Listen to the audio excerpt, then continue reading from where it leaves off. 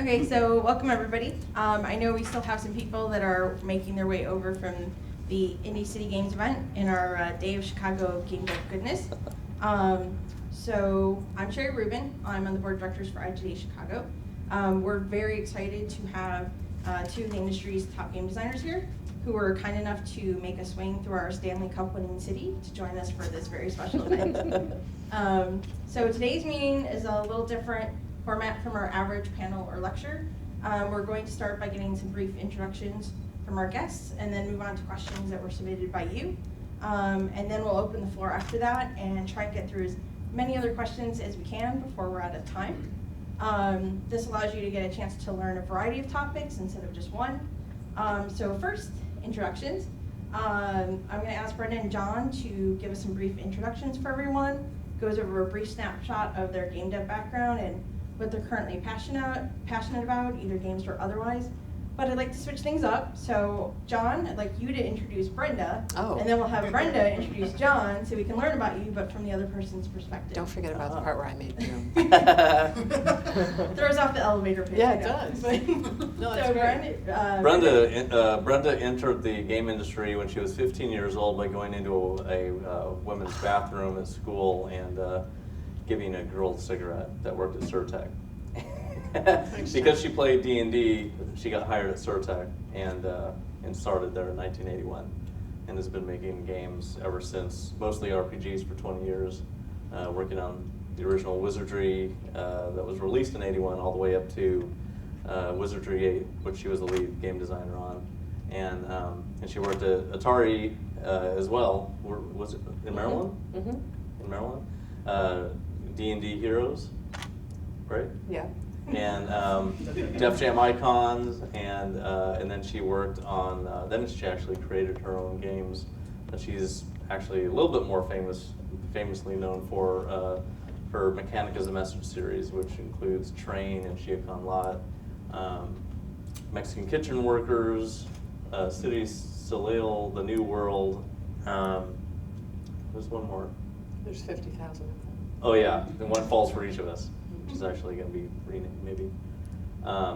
And we started a social game company together. We worked together at a social game company where we made Ravenwood Fair, and then started a social game company called Loot Drop in January of 2011. And so we were interested in the social game design patterns and started a company to do that. And we actually still have Loot Drop, and she's working with UC Santa Cruz, which I'm doing the same thing, but I'm trying to just introduce her. And she's interested in all kinds of games, so she's not limited to just RPGs, obviously. And Brenda, you want to introduce John then? Yeah, that was a pretty good job. So let's see. I don't have a good embarrassing start in a bathroom story for you, unfortunately. So I wrote my master's thesis on John, so I could go on most of the day, but I won't. So John was actually a kind of freakish child prodigy, really. He started coding in assembly language at 11, as most of us did. When his family moved to England, he worked for the Air Force at the age of 14. They brought him in when his teacher on the Air Force Base found out how well he could code. They brought him in to code confidential, top secret stuff, except they just kept this part of it. He couldn't know that part, so he was coding for the Air Force at the age of 14. Right? 14? I think it was 15. He meant 14. So he was coding for the Air Force at the age of 15, as I was about to say before you interrupted me. So he was coding for the Air Force at 14. So he wrote 36 games. This I do know before he actually got published. Wolfenstein, Doom, and Quake, for which he's the best known. And he did level design, half the code, and all kinds of other stuff, sound design, art design. For those were 64th game? Yeah, something like that. And he has published 135 games now, 40 tools, and has probably at least 30 unpublished games. Currently coding on the Corona SDK, working on relaunch of Dangerous Dave, just so he can get his feet wet. And then he has 2 other games that he wants to make. In terms of games that you He said he's interested in all games which he believes are the most fun between the hours of 2 a.m. and 6 a.m. Current addictions, I would say, is FTL, playing a lot of Dodger Down lately, which is an iOS game, Minecraft, and you have 5 level 80 pluses in WoW, and a couple characters that are smaller. You played WoW every day for 5 years, every night. Other passions, there are only 3. Metal music, his 1969 Roadrunner, which he's ridiculously passionate about, and Mexican food, probably all in equal order. Great. So, so the first question is for both of you, so you can each answer it if you want. If you could go back and change one level or mechanic or one feature in any of your games, what would you change and why would you change it? I would fix the AI in Daikatana. Well played. Except that I would have actually, the better decision is to actually hire people that had made a game before to actually make the game. Nobody on that team had ever made a game before, except for me. If I could change one thing, so there was this really stupid thing in a game I did.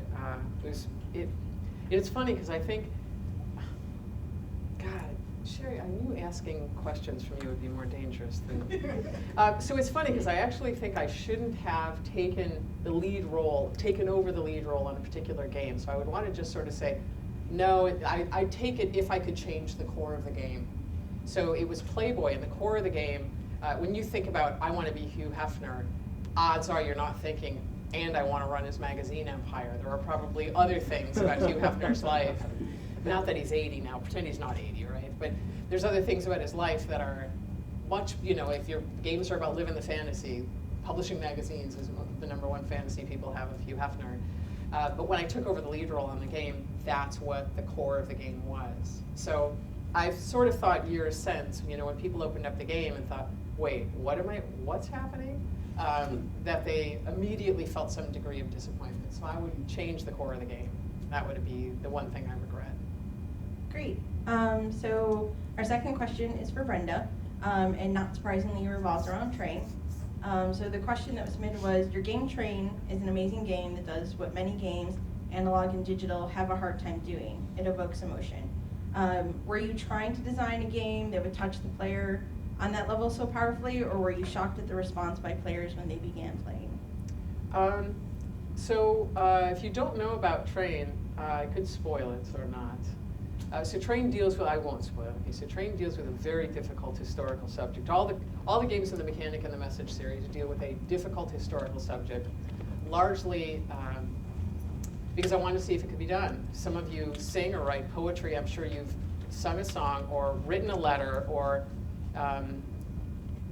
drawn something that you're not intending to be on display the next day. So I wasn't even expecting anybody to know about these games at all. But I just wanted to see if I could capture emotion in game mechanics the way that a photograph can capture emotion. So I was intending to do that, but I wasn't intending for the game to ever be even known about.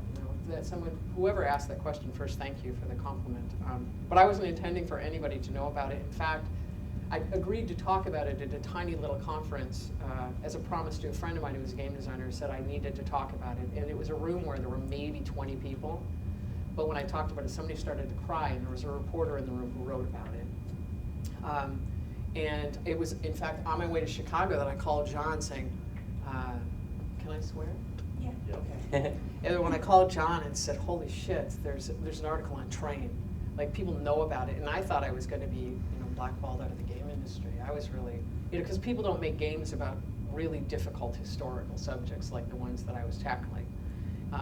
But it ended up being probably the game that to use Noah Falstein's statement, he said, you're probably better known and more respected for those games than you are for the wizardry games you worked on. And since I'm a huge fan, I wasn't the lead designer on all the wizardries, but I'm a huge fan of those. So that was a huge compliment to me. Great, and then there's a follow-up question to that, which is, what are some ways that you feel designers can start tapping more into the human heart and soul with their games? How can they start, working on invoking that emotion? Make games for themselves and not for publishers. I'm positive, the game that started all this was, the game that started the whole series was The New World, which I made about the Middle Passage for my daughter. Because she was just treating the Middle Passage like some black people went on a cruise, right? And so I wanted her, these are her relatives, these are her ancestors, right? In part, her dad is black. And so I can't imagine going to a publisher and saying, I would like to make a game about the slave trade that'll make kids cry and think about and get all anxious, realizing that if their brother and sister they were all kidnapped to go on a boat, that they may never see their brother and sister again, which would make them cry. But I'll tell you something, my kid she got more out of that single game that we played that I just made up on the spot. She got more out of that than she got out of a month of Black history. It was in February in school. So I don't know. I mean, games that we look at them as if they can only evoke either fear or ha-ha fun, or just excitement of some type. But they can do everything a movie can do, everything a book can do. And I've completely forgotten the question now. So maybe I answered or maybe I didn't. Oh wait, what can game designers learn? Yes, so don't go through a publisher. I don't know, try to make one of these games on your own. Find a topic that you think nobody would make a game about that, and do it. I spent, the game that I'm working on right now, One Falls for Each of Us, now we're going to New York, so for a while. So it'll probably take me another year to make it, which is 5 years for a non-digital game. It has 50,000 pieces, which I'm sure nobody wants to publish that game. It wouldn't matter if they did, because it'll just be one of them. But I just think making games, see if you can find a system. In every human on human tragedy, there's a system, because it can't happen without that. Like something like slavery, something like the Trail of Tears, like illegal immigration. All that stuff can't happen unless there's a system that fully supports it. And a game is nothing more than a system. And prepare to be sad.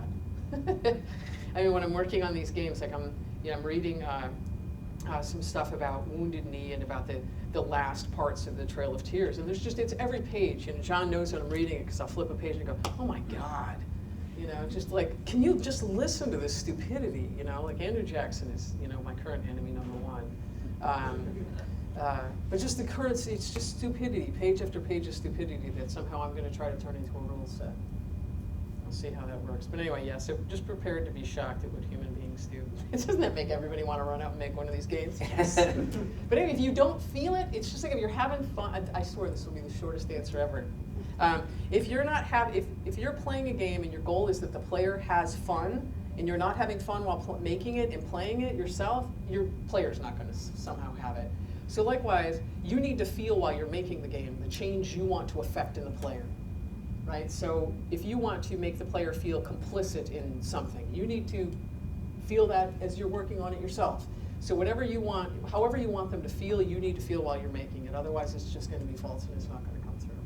Maybe that was the short version of the answer you originally asked. Thank you. Chat. Friend is a talker just like I am, so I can't falter for that. So this next question is for John. Many people obviously credit the real start and mainstream acceptance of the first-person shooter game with you, with id, with Wolfenstein 3D, and Doom. Some of our audience talked about sneaking into friends' houses to play the game, and others in our group posted photos of their game discs of Doom. So how does it feel to know people say you are in part responsible for creating the first-person shooter game genre that's so prevalent in our industry today? And do you feel that puts any added pressure on you when you start to attempt something new? Well, I mean, it feels pretty cool to have made those games because it was really fun doing it. And it was really an evolution. It wasn't like, boom, all of a sudden we just made something, I mean, there were first-person games that came before we made Wolfenstein. They just weren't really high speed, and they were arcade games, with hardware. So when we started with our first game, Hover Tank, we just had filled polygon walls, and we were just trying to have a decent frame rate and just barely understanding how to do something three-dimensional on the screen. In fact, in January of '91, John Carmack had made a 3D cube basically rotate on the screen. That was the first thing he'd done in 3D, so he wanted to kind of pursue that more. And then in May of '91 was when we made Hover Tank. And back in '91, we made games in 2 months. So we were just like, bam, bam, bam. They're coming out really fast. We're actually making 2 games at once sometimes. So in 1991, we made 11 games, and out of those 11 games, 2 of them were 3D games, first-person games. And Hover Tank was the first one, and then the second one was Catacomb 3D, which came out in November of '91, and that actually had texture mapping in it, but it was an EGA. So if any of you ever learned how to program an EGA, it was not fun. It's a very hard video mode to program, and we did texture mapping in it, which was nightmarish. VGA was much easier to program, and that was super great. Doing Wolfenstein in VGA was a lot easier. But we learned a lot programming those games, how to resolve the math when you get too close to a wall, that the pixels are not swimming around. Just how do you get pixels looking perspective correct. And so it was a lot of development on that stuff. And then Wolfenstein was, really helped us figure out, what is the goal of this game really? It seems like it's speed and shooting stuff and having really great feedback, because we added a lot of other stuff in the game and we had to pull it back and get rid of things that slowed down the point of the game. And likewise, we did the same thing with Doom. We put a lot of stuff in Doom that we pulled out because it didn't make the game any better, and it kind of made it look dumb. This is a Marine base and there's all kinds of little treasure chests and crosses and stuff everywhere. Those were not, that just looked arcadey and it didn't look cool. So we just ripped all those things out, got rid of score, got rid of lives, and I think that, partially was helpful to evolving the shooter to more of a, we're trying to make something more realistic without having these arcade trappings of lives and score and stuff. And it's all about just survival and getting through the level and just experiencing it. And then Quake was really just trying to make it a very disturbing, unsettling FPS with internet play. And so, we just focused on 3, those 3 were really the big 3. Wolfenstein with the Nazi, just basically blowing down Nazis and getting out of a castle. Doom being the juxtaposition of, we're out in space and you expect to encounter aliens. Instead, you encounter demons from hell, which is not what you ever would expect. And so each of those 3 games just had really different ideas that were not just mainstream normal. So it was fun to develop those games. And it's cool to have been there at the beginning, but I don't really feel pressure. If I was going to make another FPS, I would probably feel pressure. Okay, I'm going to make an FPS. Obviously, I know it has to be really cool. Otherwise, we don't want, we don't want to look bad. So I don't have any plans right now to do it, but I know that I'm going to do one at some point. And so obviously, starting, basically doing stuff that wasn't kind of mainstream before. Like you said, there was first-person games, and then this was, kind of like the birth of first-person shooters. Obviously, many people now, especially those that work in, regular studio publisher deals, have hard times getting games greenlit because it's not, that genre doesn't exist. It's going to be too hard to market because we don't know where to put it. So, how do you get through that? Do you have any tips for people if they want to try and do something that's completely new to kind of? Yeah, that's real easy. You need to be an indie to do it. That's obvious. I mean, we were indies when we started in software and made those games. No one told us. No one was giving us money to make those games. In fact, right? They told you, don't stir up that World War II stuff. Yeah, I remember telling one publisher, hey, we're going to make a game, and it's going to be like you blowing down Nazis in the Nazi fortress to get out. And they're like, don't stir up that World War II stuff. I'm like, what? Like Indiana Jones and like everything else that's popular with World War II? And then Sierra didn't buy it. Yeah, Sierra, I actually, one kind of unknown story from its history is that we went to visit Sierra Online, which was a really famous company for a long time. And I showed Ken Williams and Roberta Wolfenstein while we were making it. It'd only been in development for a month at that time.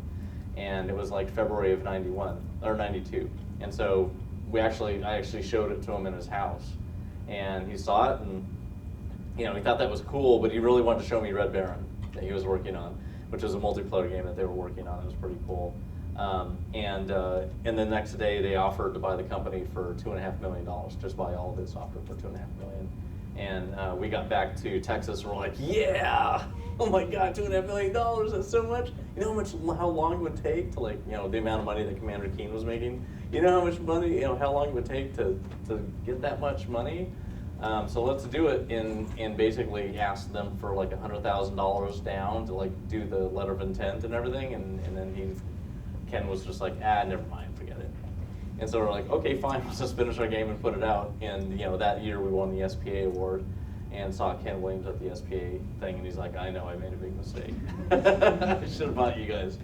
Yeah, Sherry, part of an answer to, so he doesn't say it, because so I can tell you as his spouse, the person who packs all of our stuff up when we're moving, so he takes, seriously, no joke, he takes it for granted, right? So as a hardcore gamer, so we've known each other since '87, and as a hardcore gamer myself, like there was this, he knows, he's so sick of this story, but I opened this box up, and it just had, there's a CD with the case it was in was broken.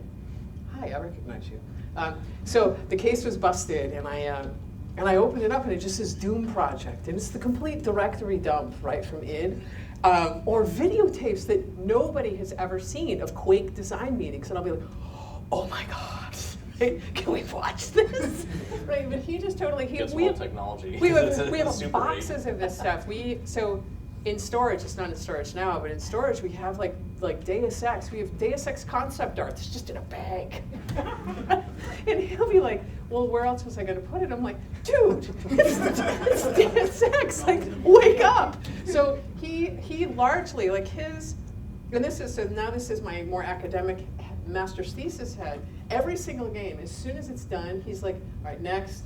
And doesn't want to do like the obvious, well, just make a sequel, make 25 sequels to the same thing, people will buy it. He's like, done with it, next, I want to go on, I want to do the next thing. And so he's really like, for him, let's watch Quake videos, right? But he's moving on. Like, Which is funny, because if you look back at like the games before '96 at id Software, it was usually we put out a shareware version and then a retail version. So that's why there'd be like Commander Keen, and then there's Aliens Ate My Babysitter, then there's Wolfenstein shareware, then there's Spear of Destiny retail, Doom shareware, Doom 2 retail, Quake shareware, Quake 2 retail. But that was that. I left right after Quake, and from then on it was just all retail pretty much after that point. But everybody puts out demos now, so shareware's kind of gone. But it was just like the only reason there were two of them were sequels because there was another market that we could hit. We could be in the store and we could sell it ourselves. Boom, start making the next intellectual property. And so that's why, like in '91, we made 11 games. They were all different games. They were all different intellectual properties. And then we kind of slowed down because it took longer to make bigger, cooler games like Wolfenstein. It was a 6-month game. And Doom was a year, and Quake was a year and a half. And then, just kind of slowed down the bigger and tougher the problem got. But it was always just make the next cool new thing, not like, let's keep on doing sequels and stuff. Like I know, on the way here, I know when he's quiet in the car, it's because he's working on the game he's currently designing. Right? Yeah, which is totally different than anything I've made before. Okay. In fact, so just one more thing. I'm known for like shooters, but I've made like 100-something other games. Other than that, I mean, Heretic and Hexen are shooters, but before that, the whole '80s were not shooters. Okay, so this question can be for both of you. If you have a prototype that you feel confident about, what steps do you take next to move forward with moving it towards development? Well, I mean, to me, a prototype is development. I usually don't ever do that. We actually just start making the game. Don't waste any time.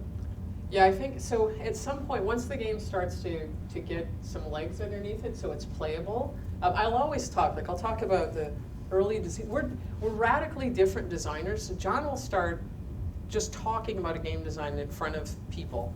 So I have an idea for a game and this, and he's making it up as he goes. And I'm very much a closed designer. Like I don't want to talk about it until I feel that I know exactly what I'm making, like all of it, and I don't even want to talk about any part of it. For no reason other than pure stupidity, right? That if somehow I say, so then this, and then this, and you go, oh, I don't know if this is going to work. Somehow the idea is going to blow up in my head, and it's not going to work. It's going to anymore. change your design process because there's some interference. Something weird, right? But I'm trying to, but I'll talk with him, and I'm trying to change that, in part because my job is game designer in residence, right? And so just imagine this is the worst game designer in residence ever. Can we talk to you about your game? No, right? You can, now it's done, and I'll talk about it, right? Like, you can't function that way, so I have to change, and I think it's a good thing. And now, of course, I completely forgot the stupid question. I also apparently have contracted some kind of mental illness on the way here. What was your original question? How do you take like the Oh, right. prototype, where you think it's playable? Well, I forgot everything. Okay, so I'll generally just start playing it. We do a process. You just go through and make it once it's running. I think one of the most valuable things we do is something we call a design collapse, which is basically attacking the game. Design compression. Yeah. Compression, yeah. So for instance, a recent one we did was on a game John was working on, and we had me and Tom Hall and John in a room, and for I guess probably a day and a half, and we just mercilessly beat up the game. Removed like most of the UI, which is great. Got rid of some features, but modified the features just so they'd still be in there in a different way because it needed to be easier. The game needed to be simpler to play, and Like so you need remove UI as much as possible. Do you really Understandable. need 5 steps to do this, or can it be done in one? And the answer is it can always, and it should always be done in one step. So just, mercy killing's the law when it comes to design. But yeah, just playing them. And also, Mexican Kitchen Workers is in its 4th iteration, and I killed it entirely. I'm still going to make the game. Not the same. It's not the same. I version of basically it. created an interesting math problem that yes, the system of illegal immigration absolutely favors exploiting people who come across the border. So yay, I solved a math problem, and nobody fell to the slightest bit. John's family is Mexican, and I don't know that if you played my game, you would walk away with it with any sense of how wonderful Mexican culture was, or any feeling at all whatsoever, except like, oh, look, there's math involved, which is not what I don't think your family would be like, excellent, Brenda. When I think Mexican, I think math involved, excellent, I think food is what I think. But prototypes are usually something that publishers kind of put on a dev team. They're like, we want to see a prototype. And proof of concept. Yeah, proof of concept or whatever, which I don't like. That's just waste time getting the game done. But if we don't have a publisher having us do stuff, we make the game. And before you start on it, obviously you need to see the whole game in your head. Otherwise, you shouldn't be making anything. But when you see the whole game in your head, then you know basically how to start making it. And so why would you waste time making a prototype when you already know what the game's going to be like? So for all of my games, until getting to a point where a publisher ever wanted a prototype, which was, the end of the 90s or 2000s or something, has always been, all right, here's the game, bam, start making it. And at id or earlier, it was always a month or 2 months and the game's finished. You don't have time for prototypes. You just make it. With RPGs, we did. We would do prototypes for those, but you can. I mean, there's well It's not done established. in 2 months. Huh, You're making them in 2 months. Oh God, no, 2 years, 3, 4. Okay, so we have some non-game related questions as well that people want to talk. So Brenda, besides your love for shoes, it's apparently become apparent that you really love Mexican food and mariachi buns. I do. And so the question was, what would you say makes up the key components of a great mariachi band? Oh my God. That's a fabulous question. The key components of a mariachi band, first of all, they need to be able, so you understand that this isn't, I'm a full-on Irish heritage, so hopefully I'm going to pronounce all these things right. They need to be able to play a cumbia. They absolutely have to do that. They have to be able to dance. A mariachi experience, when we go to see mariachis when we're at home, is in a Mexican neighborhood, in a Mexican restaurant where all the kids and people bring their family. I don't enjoy seeing mariachi bands at, say, I'm sure they would never pay at Chipotle, but I wouldn't enjoy that. I want to see, mariachi bands are a huge part of Mexican culture. And so if you remove part of a culture and sort of put them out like, oh look, it's a mariachi band playing in the Smithsonian today, right? You'll see people say, that was a fabulous, good job, right? Whereas I want to see people standing up like, screw the food, I'm going to stand up and start dancing, I'm going to start singing with them. And so to me, that's the most fun. Yet a very little known fact, John's dad was a mariachi. He sang with Mariachi Cobre out of Tucson, Arizona. And so, but I love cumbias. I just recently found out, oh my God, I found out my favorite song that I've been requesting ad nauseum, which is Camerones Palau, right? Yeah, is actually a metaphor for something sexual. I just found this out. Nobody tells me these things, right? So I've been asking mariachi bands, I'm probably blushing, to just play. I've been basically requesting things of mariachi bands that I'm somewhat mortified by now. But I do understand that they target me, right? They know when they come in, they're like, oh, there she is, and yeah. So and there's this guy in the market. So it's so funny. We actually have our favorite mariachi band and our second favorite mariachi band. But our favorite mariachi band, there's a guy in the band, and I say to John, he will be at your funeral. Like, he is waiting, he will be there, and he winks at me, right? I'm like, he's just waiting to take your place. But he's, the whole band, so that's, they're Mariachi Perla out of San Jose. But there's like 11 of them. There are. They're all at once. Yeah. Lots of violins and trumpets and we brought them to our guitars house so multiple times because why not? If you're going to have a party, it's important to have mariachis there. So yeah, they have to be able to play that. They have to have a great vocalist who can sing Malagueña Salarosa, which is my favorite mariachi song. If you haven't heard it, it's amazing. This is the only time anybody's ever asked me a mariachi question at a game dev event. But yeah, I have an unnatural obsession Roll with the dice on the mariachis. question. Yeah, I have an unnatural obsession with mariachis. When we went to Mexico, I mean, what's funny though? In Brazil, I don't fly. And so, which may seem completely unrelated, but in Brazil, they really wanted me to go there, and they've invited me year after year after year. And this year, they said, we will hire mariachis. We will have mariachis meet you at the airport if you would just please fly. So people are now using mariachis to get me there. And I'm still not going to go because, we can go to Mexico and we know. You have to take a boat to Brazil to basically do that. Yeah, but I would take a boat if there were mariachis on the boat to Brazil. Okay, so then the next one is for John. So I know Brenda briefly mentioned how ridiculously obsessed you are with the Roadrunner. That same car was actually featured in a backer update earlier this year for Double Fine's Broken Age behind the scenes videos. So the question is, out of all the cars you've owned, which one is your favorite and why? We termed that when John Romero almost killed Adventure Games. He terrified. Tim Schafer got back, his hair was all fucked up. Right?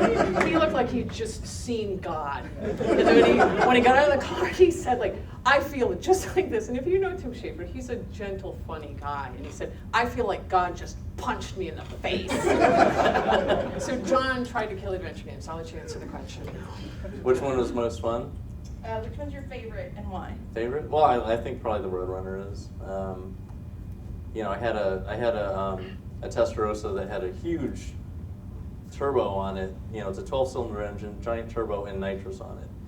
And the first time I used the nitrous, it basically blew all the exhaust, basically the exhaust valves out the back of the car.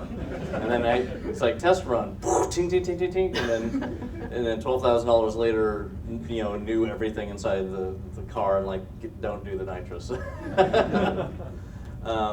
And it was a really fast car, it was really cool, and I had a 348 that looks like a mini Testarossa, kind of.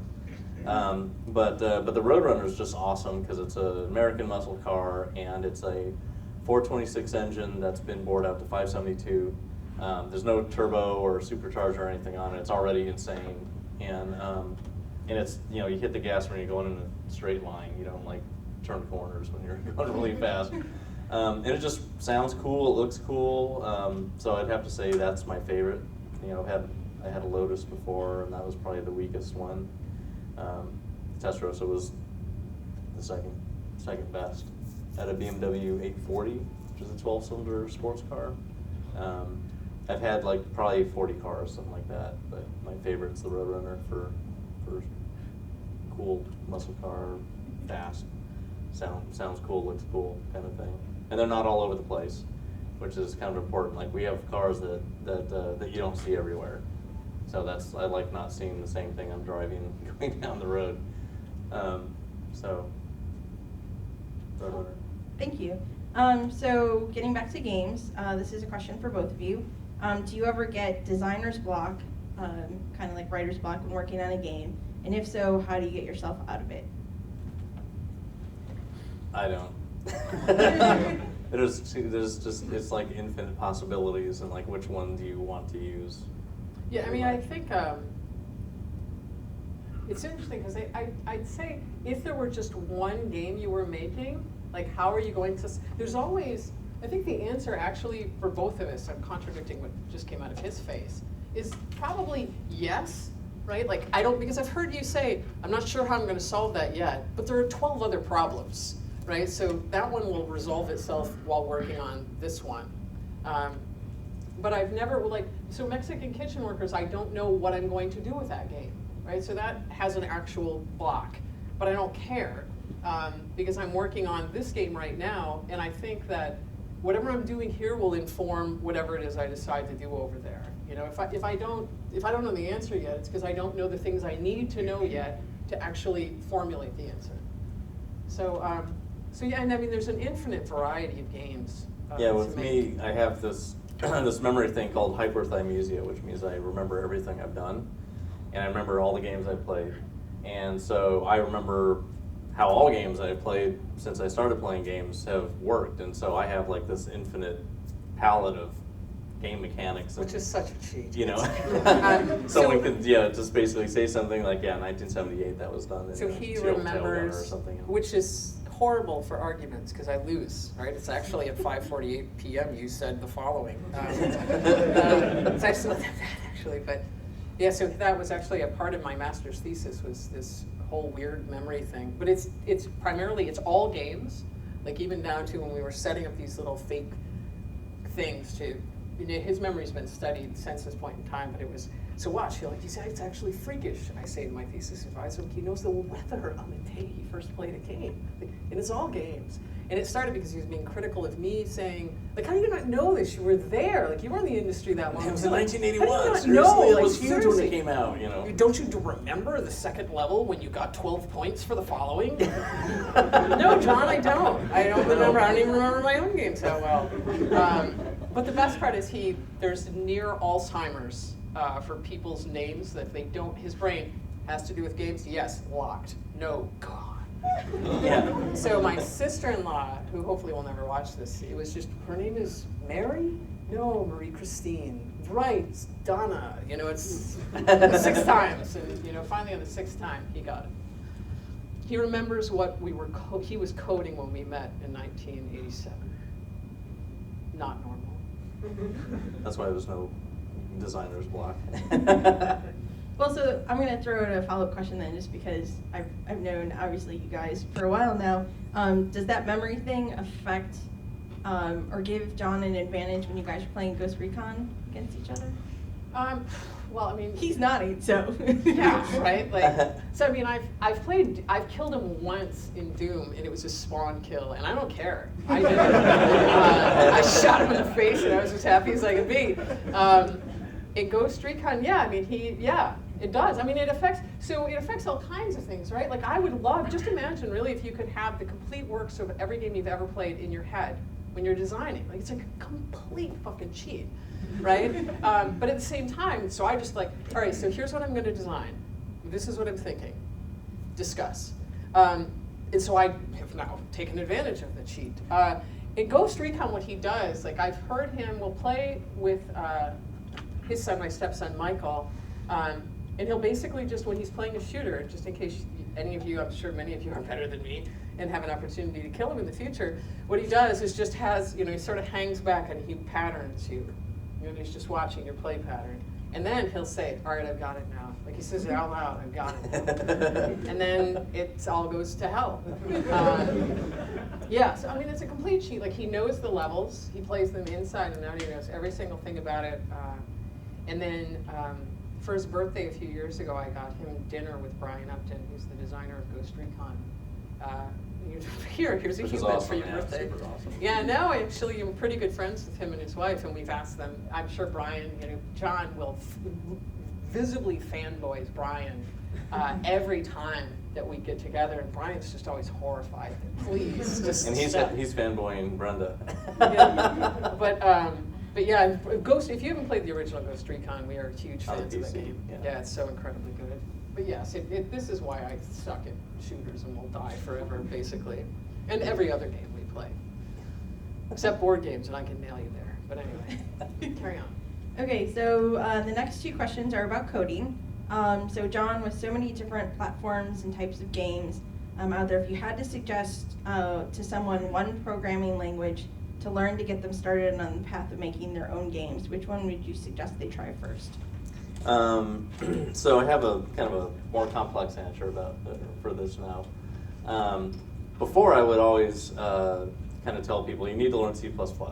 Like in general, if you're a programmer and you know C++, you're good with allocation and you're good with pointers, then you can learn everything else, and everything else is easier to do. And you can get a job pretty much anywhere because all other programming languages are pretty much easier if they're procedural. And so I've kind of evolved my, like, people who want to get into the game industry, like what should they do for programming? I believe that everyone should program no matter what, just at different levels. So there are people who want to be very technical and they want to write their engine and they want to do it all themselves. They don't want to really use any off-the-shelf stuff. They just want to know how to write all aspects. They want to write the network code, the graphics code, because doing that will make them feel like they wrote the whole thing, and it might get them more excited and go deeper about one of the disciplines, one of the subjects that they're writing. And so that's one path that I've seen a lot of people take. They learn C, then C++, and then they basically start writing the entire game themselves, or they're on a team where they're all pretty much hardcore wanting to do that.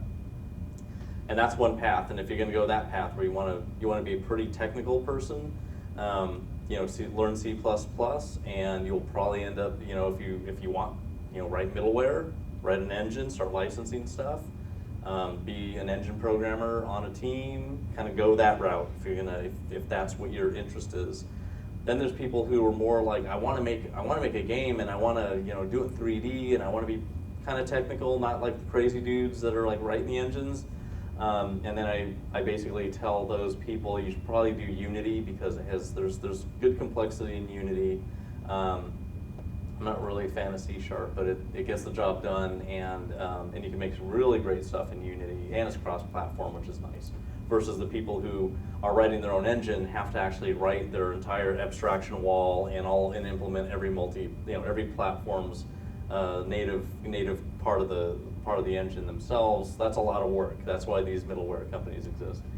But people that want to get a game out there and have it on multiple platforms, they want it 3D, or they just want to be a little more technical about it, Unity is really kind of that path. Then people who don't want to code so much, they don't want to really dive into real technical stuff, but they want to make a game, and the game is the focus, and they want to work on design, a lot of design, see the game really quickly, do it in 2D because they want to do it mobile, etc. I point them towards Corona SDK, which uses Lua as the programming language, which is just a derivative of C. And Corona is amazing because you can basically get a game up and running, a real simple game up and running in just a few hours, because it basically does what Unity does when you're trying to do 2D in Unity with the orthographic projection. It removes all of that complexity. There's no real Z, it's just 2D. And so the order that you kind of draw things on the screen is the Z order that you're dealing with. And it does it very quickly. They have shaders, they have all kinds of cool stuff. The pre-programmed shaders, so you don't even need to know any shader language. And the Lua is really fast, and it's for iOS, Android, Nook, and Kindle, and they're working on OS X and Windows desktop. So you know, Corona is really amazing if you ever download it and go click the demo button when you run it, so you can look at, like, here's a line of code and here's what it does. Even if you're not a coder. Even if you're not a coder, you can look in like load a PNG, add it, and make it a physics object, watch it fall down and hit the ground and stuff, in like 2 lines.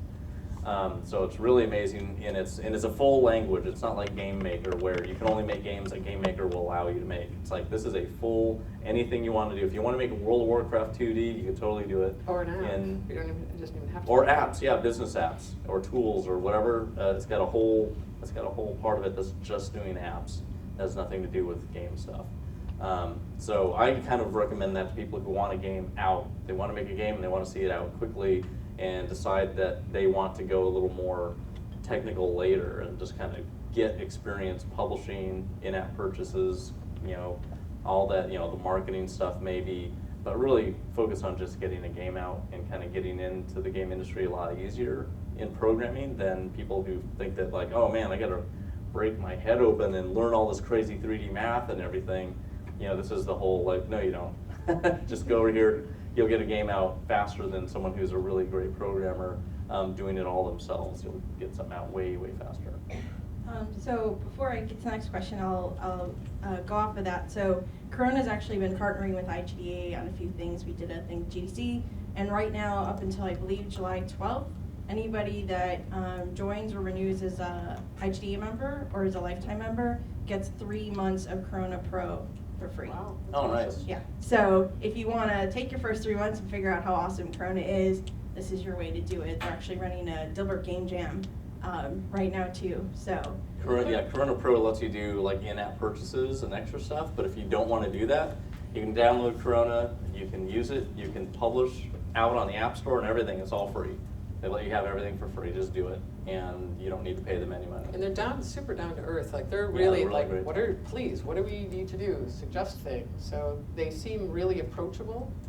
And whenever they add new features, their focus is, how can this be done in one line, just dead stupid programming stuff? We do all the hard stuff behind the scenes. And the people running and who started the company were the people who worked at Adobe's program manager of Flash Mobile and left in 2007 to start this because he knew that Flash was not going to really be efficient for mobile phones and the battery life and stuff. So they basically left to start and do it over again, but do it this way. In a very, very simple fashion. So there are some similarities to Flash, but it doesn't have movie clips or anything like that. But it is a real language, and it's really, really fast, and it makes it, there's hundreds of games out there that use Corona. So the next question about coding is actually for Brenda. Oh God.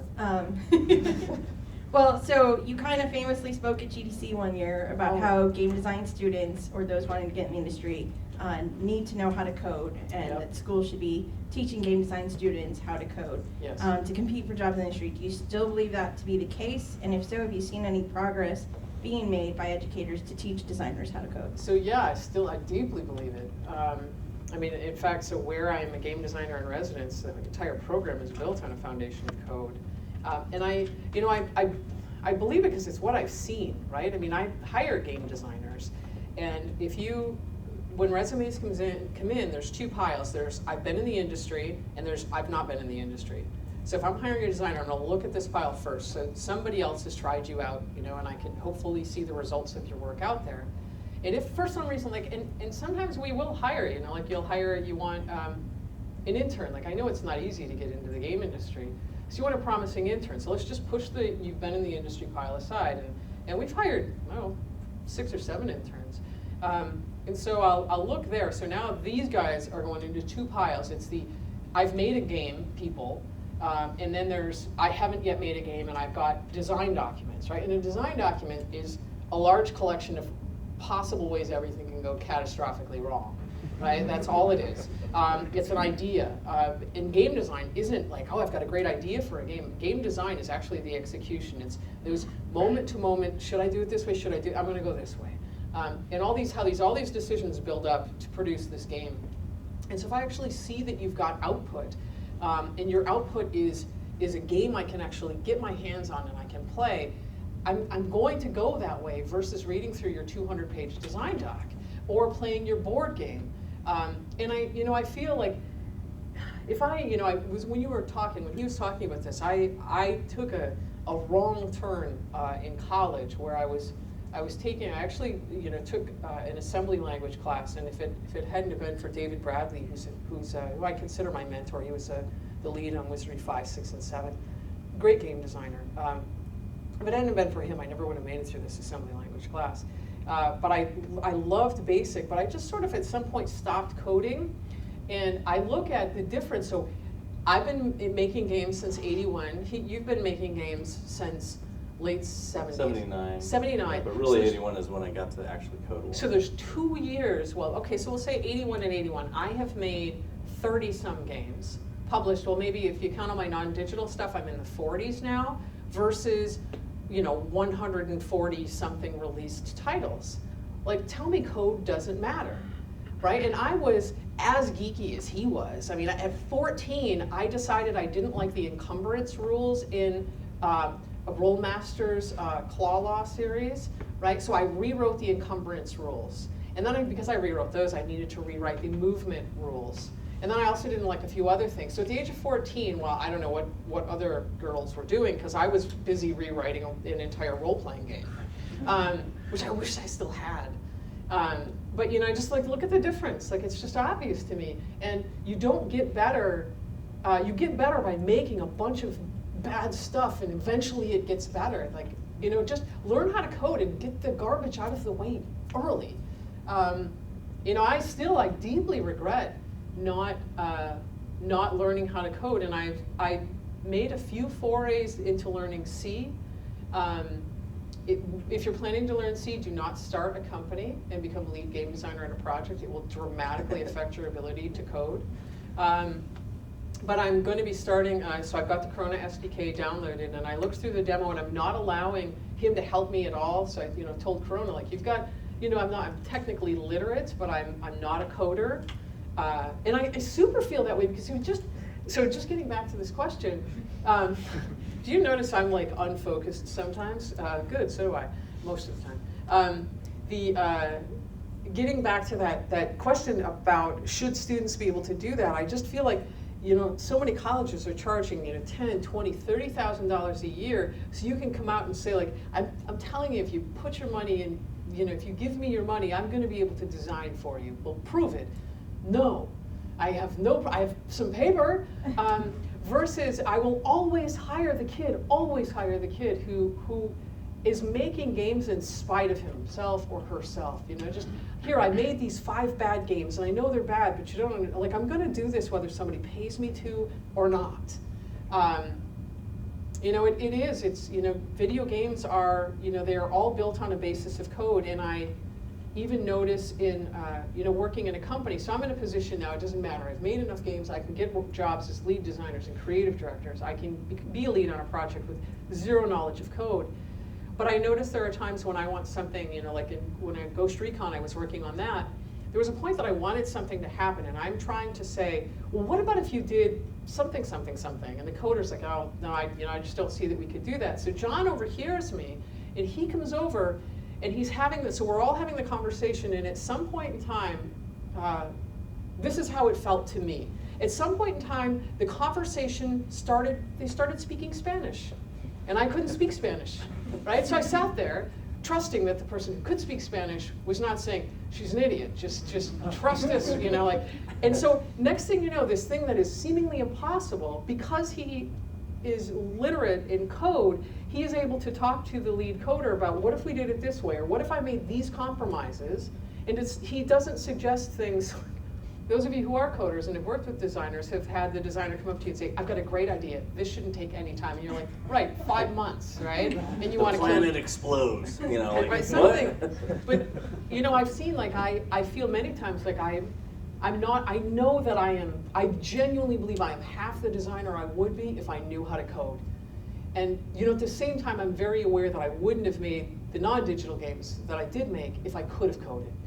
So I know there's like some trade-off, but I do know that, I feel my career and its potential is tremendously stagnated, because I have to go around and like basically either pay coders or beg coders or marry coders, right? Like, you got to do what you got to do. I'm kidding. But it's funny because he wouldn't make them. He wouldn't. It's funny because he knows the games that I want to make, right? And he's like, that's great, like, see, and he won't do it, right? Because he's got his own game ideas. So who here doesn't know how to code? So there's a lot of coders in the room, right? So if you don't know how to code, I would say get Corona and just try and make Pong. Don't try to make anything more complex than Pong, because it's hard enough just to do that if you haven't coded before. And then from there, make Space Invaders, then make Pac-Man. And if you can make those games, you are on the way to actually making a lot of other good stuff. I will say, having started, having looked at a lot of SDKs, Corona was the first one, which is why I'm like, I don't want your help. Because I'm giving the Corona guys feedback. It's not paid. It was the first SDK that I looked at that I felt like, wait a minute, I can do this. I had my coding book taken away from me when apparently I was heading too close. Really, he took it away. I was happily reading through this book, which wasn't having me do any actual code. He said, what are you reading about now? And I said, pointers. And he went, oh, no, or something like that. You haven't even made anything yet, and now you're going to go into pointers? This guy is all wrong. Yeah, anyway, that was the end of my foray into pointers. But it was the first SDK that I really looked at and felt like, no, you know what, I think I can do this. So I'm excited, actually, and I'm not going to take his advice. I'm not going to make Pong. I'm going to make this RPG-ish idea that I have. I'll fail catastrophically and go back to make Pong, but he's not going to dissuade me. I'm going to do it anyway. So everybody else take his advice, because I'm not. Go ahead. You won't save me when I fail, but that's all right. Okay, so this next question is for both of you, and I know especially with you and wanting everybody to know their history, it's pretty appropriate. If you could sit down and talk with any game developer, alive or dead, whether to talk about the craft or just to get to know them, who would it be and why? Can I pick one alive, one dead? Sure. All right, so dead would easily, hands down, no doubt about it, be Danny Berry. You may know as Dan Bunton as well, but Danny created Mule. Made, oh my goodness, somebody was talking about dynamic difficulty adjustment and they credited it in some recent game. No, Danny did that in video games, 7 Cities of Gold. There's just so many innovations. If you study her work, it's just first time for this, first time for this, first. In Mule, the learning curve in Mule is ridiculous, but it really set the gold bar for economic simulations. Just brilliant. And Danny, we saw Wheeler Dealers when we were at the Strung Museum of Play. She was making, she wanted people to play together. This idea of one person at a computer was an aberration to her. And so she actually sold with an Apple II, sold with a game that was for the Apple II, sold a 4-player controller. They have it at the Strong, and I've never actually seen one, so I was really excited to. But anyway, just years ahead of her time. She was working on problems that we wouldn't actually care about until WoW came out. So Rob Pardo, I think, was in roughly the 3rd grade when Danny was already trying to solve some of the problems that he and his team would face with World of Warcraft. And then Alive, this is going to be hysterical because I don't think I can honestly handle meeting this guy, and I'm going to. We're going to have dinner or lunch with him. It's Nasser Jabeli. Did anybody know who Nasser is? Well, because I've heard All right, so Nasser Jabeli, let me tell you, let me throw myself off the chair. Let me tell you who this guy is. So Nasser Jabeli, he doesn't use any source code. He's the sole coder of Final Fantasy 1, 2, and 3. And he codes directly into the mini assembler, right? No source code. All of the code is in his head, and he has to get it out in 2 weeks, right? So Nasser, if you're ancient like I am, I'm 29 again. So Nasser, there's so many games that I played as a kid, just programmed by Nasser, right? And nowadays, if you wonder, Nasser and Bill Budge are the 2 guys at the basement of the industry.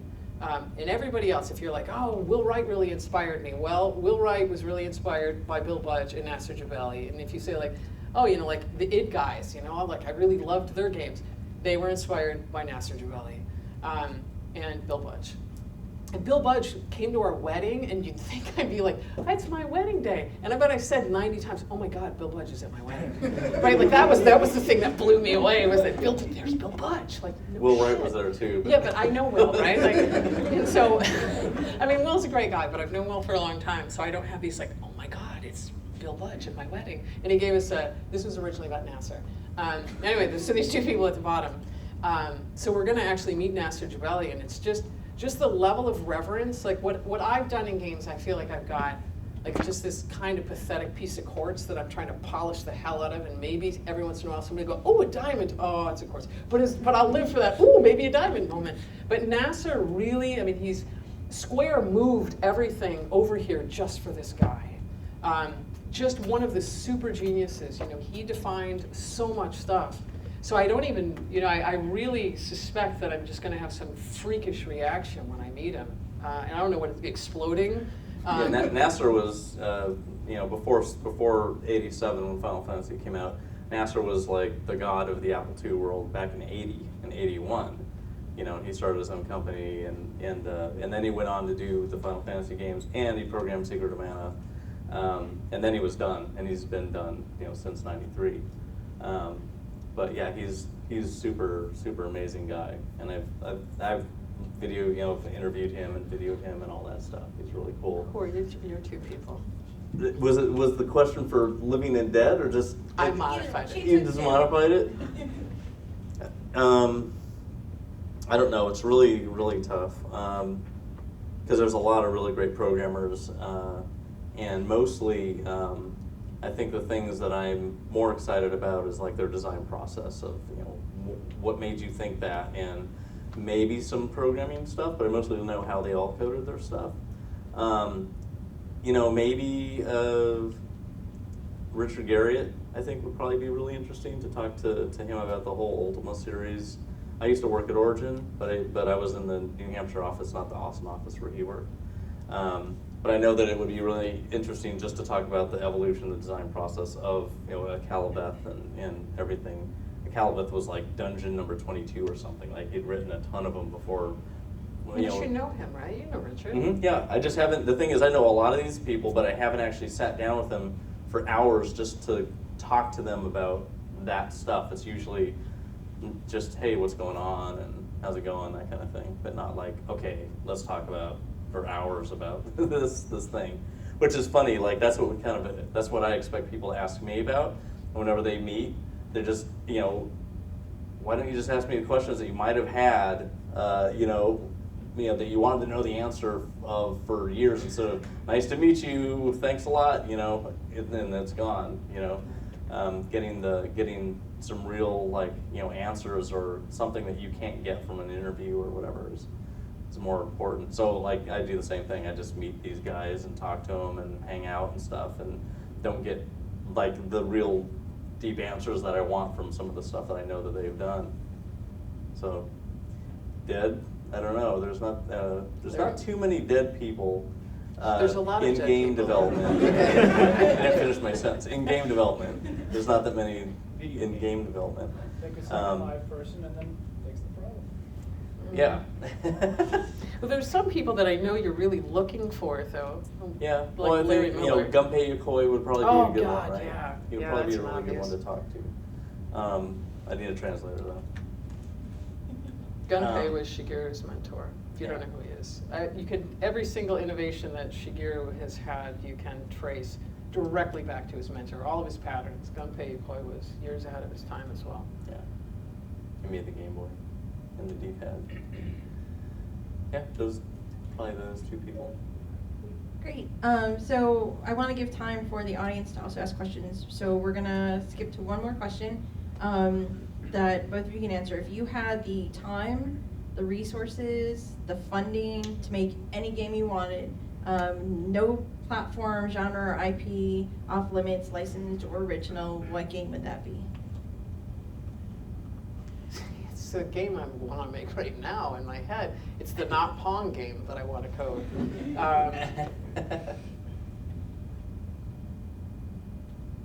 You know, I think, so here's what my answer would be. I think if we could do absolutely anything, and nothing, or no holds barred, somehow somebody that it will cost $5 million to do this. Excellent, there's $5 million.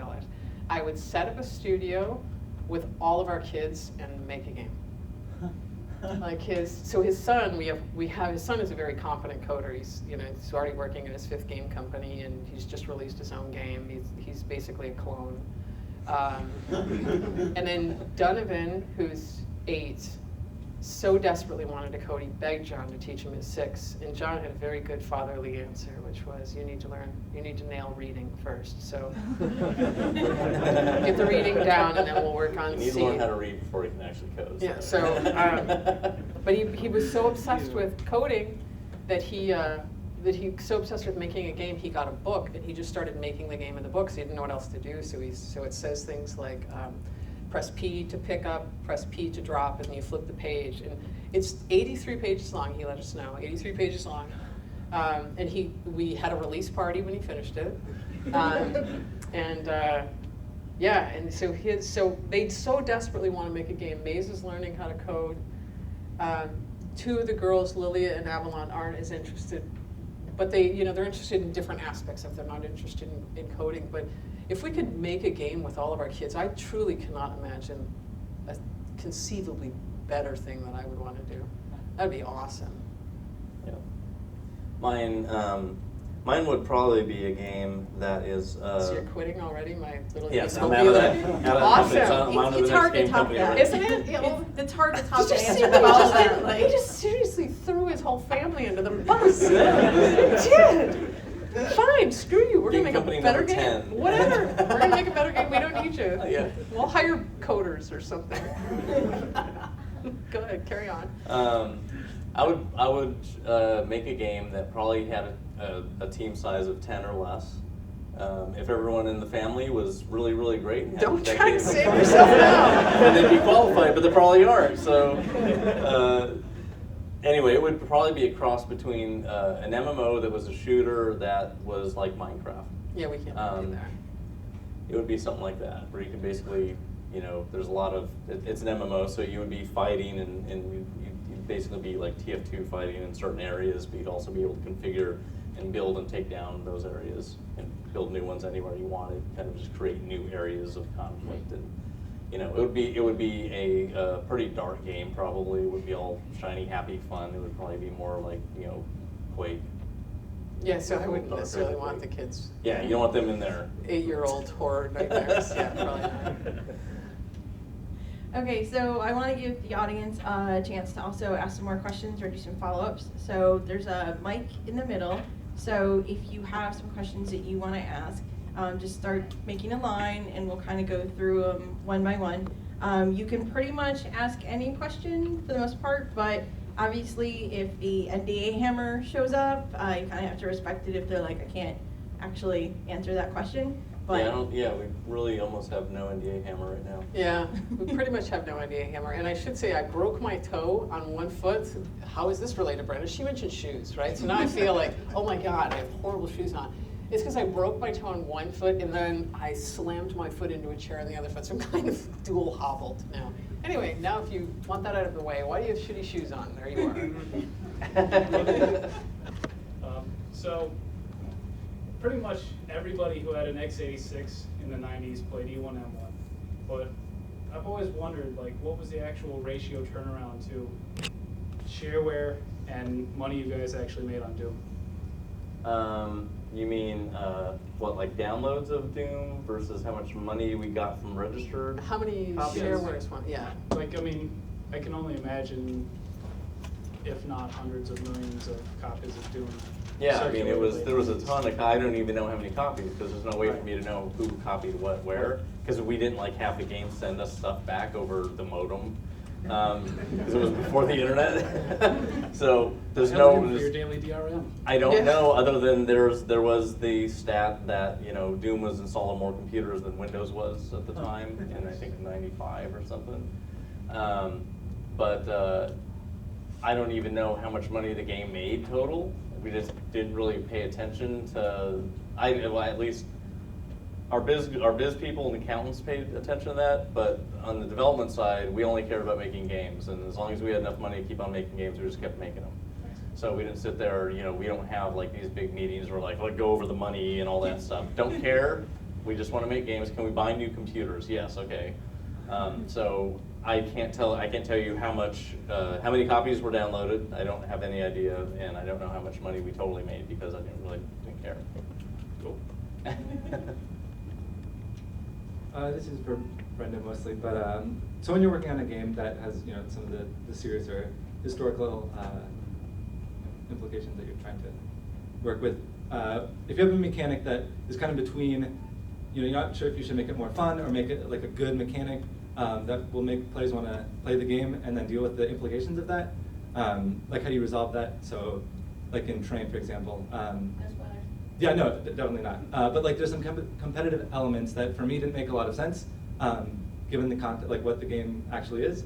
How do you? Yeah. So I guess how do you deal with that? So with Train, when I made the game, I tested the game with all kinds of different narratives. So this is an old argument in games, but are you a ludologist or a narratologist? Do you see games as a vehicle for stories, or are games just pure mechanics?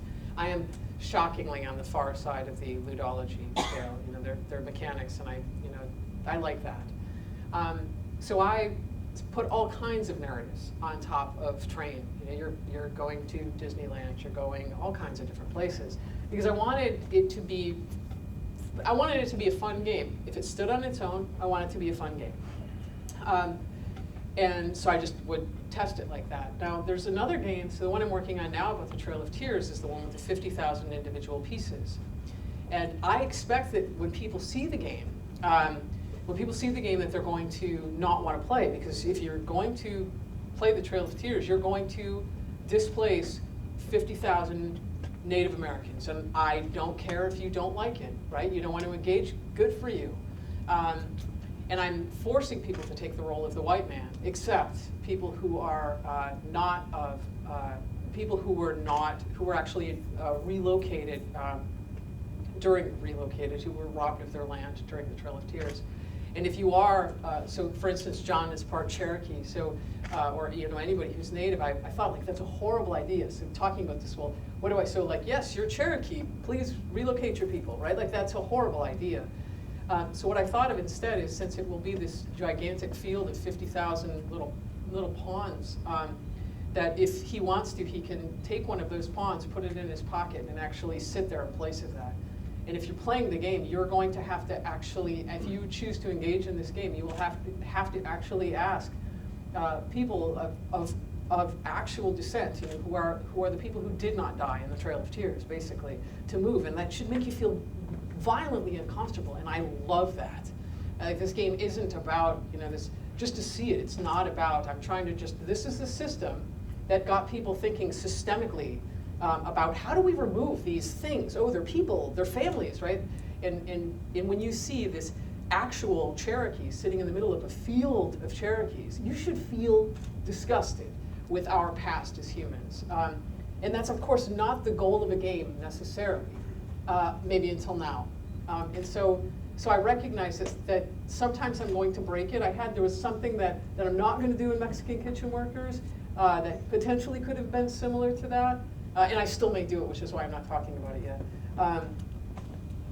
It's just, like, I'm okay if people approach. I don't want people to miss the whole point of Mexican Kitchen Workers and just like, we don't want to engage in this game because of this single thing. And I'm also respectful of not wanting to insult the culture as well. Which is why I'm not playing the role of a Cherokee, because my family was in Ireland when all that happened, but dealing with Cromwell and all that excitement, but I don't want to. It's not my culture to take. Which is why I'm going at I'm going all over the place with this. Which is, let me just stop that. It's a way more convoluted question because I'm deciding what I want to say and what I don't want to say based on where the games are at present. When the player finishes the game, I want them to feel a certain thing. And I make the decisions on whether or not I will ruin the fun based on that. I don't know, I don't believe games need to be fun. I don't feel like I go to a movie and it's got to be fun. No, I don't think anybody went into Schindler's List feeling that was going to be just a rollicking good time. Well, in Train, people don't. You don't have rules and stuff happening in Train that make people get all crazy happy and laughing and like, oh yeah, I really messed you up by derailing But they you. do, And right? Like they do. Could be, but you didn't put anything that was kind of over the top that would lessen the actual impact. Yeah. Yeah, I don't know. I don't know if I've answered your question at all, but I'll know it's right. I mean, my job as a game designer, like 100 ideas are going to come into my head, and you know, the idea that one idea showed up, you know, if I am a member of one of those 5 tribes, do I actually have to engage in this horror? And the answer is no. You know, you actually have a privileged place in the game. So it's just a question of, as those ideas come up, am I wrecking this? Am I doing that? There is one right answer. And I always know my job is, the game is basically already done since they're just systems, and my job is to interpret the systems in a way that is respectful and ultimately will make the player feel the way I want them to feel when it's done. And if you think that sounded crazy convoluted, you should be in his shoes when I'm first talking about the idea for one of these games. It's all over the place. But they come out good, so you know, obviously I'm onto something that may make him insane at some point. He's not sorry he asked that question. Hello. My question is for John. Basically, when you create a game back in the past, like Doom, what were some things that you would do to kind of like start yourself to create a video game, to keep yourself in a mindset to Also, like, how did we start coming up with the idea to make something? something more like you start programming and you kind of like, what would relax your mind, or like you put yourself into a mindset and start creating, start programming? We would always know what we're making before we start programming. So, and a lot of times it's, you know, there's a reason why you're making the game for a certain design, but sometimes you might even be making the game because of some of the programming that you know you're going to do in it, because it might be exciting and new stuff that you haven't done before. You could choose, hey, I'm going to make an RTS, and because I've never made one before, and it'll be really exciting to come up with the, you know, real-time A-star stuff and figure that out. For example, coming up with a design, it depends on where you're at as a designer, because sometimes, like at the very beginning, there may be a lot of things that you don't know, so you're trying to figure out, just like, I guess, are you talking about the motivation for making a game, or just how like do you start? yourself, even yourself, like you kind of sit at your desk and you kind of like Music. yeah, basic stuff. Well, there's different things. There's the beginning of the game, and then there's actually making the game that you know that you're actually working on. The beginning of the game part is just, you know, what are the influences? What do you want to make? Why do you want to make it? What's going to be cool about the game? What's going to be fun about it? And that comes from, you know, it depends on if it's just you doing it, if it's other people. If there's other people involved, obviously all of you have to get around and just start talking about it and see what you guys get excited about. So every time that we made a game at id, like these games came out like every 2 months before we actually did Wolfenstein. So it was really kind of, we just said, it's up to you, Tom. We just made him our creative director, and it was up to him to say what we were going to make. Because we would make any of his ideas would get changed into a game, no matter how many compromises had to be made. It was going to get turned into something that, you know, was going to ship in 2 months. But then when we decided that we're going to spend more time and do bigger things, like Wolfenstein was our first really kind of big game, we knew that we wanted to use texture mapping because we just made Catacomb 3D, and that idea was Tom's idea. And that actually, the idea that Tom had for Catacomb was really taken from the D&D games that we were playing on the weekends, and a game that John had made already called Catacomb, and this is just the 3D version of Catacomb. And Catacomb was based off the 3D, or based off the D&D world. So it was like easy for Tom to just like, okay, we're gonna take what you did, and I'm gonna add a totally new story, but the same characters that we know, and it's gonna be texture mapped, so I'll come up with the items and stuff. And it was really easy to kind of come up with that laundry list. But when we were decided, okay, we're gonna do this game called Wolfenstein, well, we didn't actually come up with that. At first it was like, okay, what's our next game? We're gonna do something else, this time not for the company that we were making these games for, because all of 1991 we were making games for soft disk, And so it wasn't really our game, like we just made it and we own it and we're making all the money off of it. It's like, okay, we just made you a game, here you go, you own it, it's yours, we'll never see it again, it's gone. So the first year of it really, as a company, was making games for someone else, and we, at the same time, we had to make our own game to keep on going, like to make money and stuff, because the games that we were making for the other company hardly paid us anything. So, so when we got to Wolfenstein, it was really, okay, what are we gonna do? And we did have a group meeting where we're like, okay, what's the next game gonna be? And Tom, who was normally the creative director guy, we knew we were gonna spend a lot more time on this one, so we wanted to make sure that we had a really great idea. And he came up with an idea for a game that he wanted to call It's Green and Pissed. And it was basically, how about, there's a research lab with scientists you have to rescue, and there's mutants all over the place, and you're just like blowing them all away and saving the scientists and stuff. And I'm just like, that's like the most boring, seriously, like how many movies are like that? Like everybody knows this is boring for people that are gonna come into it. We need to do something, at least today, that would seem more original. And then, I don't know why, but I just came up with the idea, how about we just remake Wolfenstein? Like that was a game 10 years before that was really amazing on pretty much all platforms. Why don't we do a 3D version of Wolfenstein? Like, that was a really great game. We all, and the funny thing is, id Software was just 4 of us. And one of us, Adrian, the artist, wasn't a computer person at all. So he had 10 plus years of doing art, but he had no computer experience. But all the other 3 of us, all 3 of us were programmers for a decade on the Apple II, and we played everything. And we all loved Wolfenstein immediately. Like, we knew, like, oh, that's the answer right there. So it was like, that's it. So we kind of knew instantly what direction we should go, and then it was up to Tom to basically come up with a big list of all the things we got to make. And then John was like, okay, we actually started making Wolfenstein in EGA, and then we converted it to VGA when the publisher that we were going to go through just said, forget EGA, it's dead. VGA is the new hotness. So that's what we did. But the idea was a group meeting. But it only took, I don't know, an hour to just get through the whole rejection and acceptance of the new thing. And we even decided, like, we wanted to remake it, but we weren't going to take the name Wolfenstein because we didn't want to, like, get into this legal thing. So we started to come up with a bunch of other names for the game, and we couldn't come up with anything that sounded cooler than that. And so we basically went and found out how to track it down and buy the rights to the Wolfenstein name. From the company that went, basically bankrupt. It was like 8 years prior, but we got it and decided to just, do it. But it was only like an hour, and I mean, Brenda and I will have design sessions where it could take 11 minutes and we know the whole game.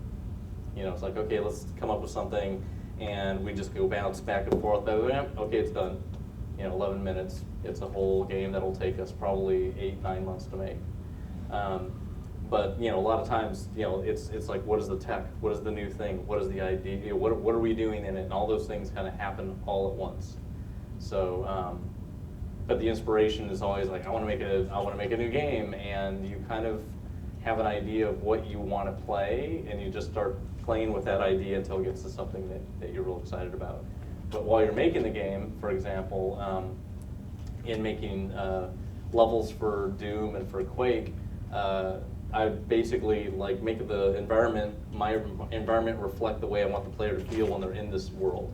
So I would have the lights down pretty dim. I would play something that was supposed to match the feel of the gameplay that I wanted. So if there was a fast level, I would, I'm always pretty much back then played a lot of heavy metal. So I would play some heavy metal for some of the Doom levels. And then with Quake, kind of the same thing, but probably more Queensryche, early Queensryche stuff. But basically just sitting there with real dim lights, awesome music, and trying to basically make a little piece of a level, run it. Does it feel epic? If it's supposed to be an epic feeling level, does it look really cool? Modify it. And the other thing is we use 2 computers. So one of them we were actually doing the level editing and programming on, and the other one was the stupid DOS machine that just ran it. So we actually used NextStep as the platform that we developed those games on, and the games just ran on DOS.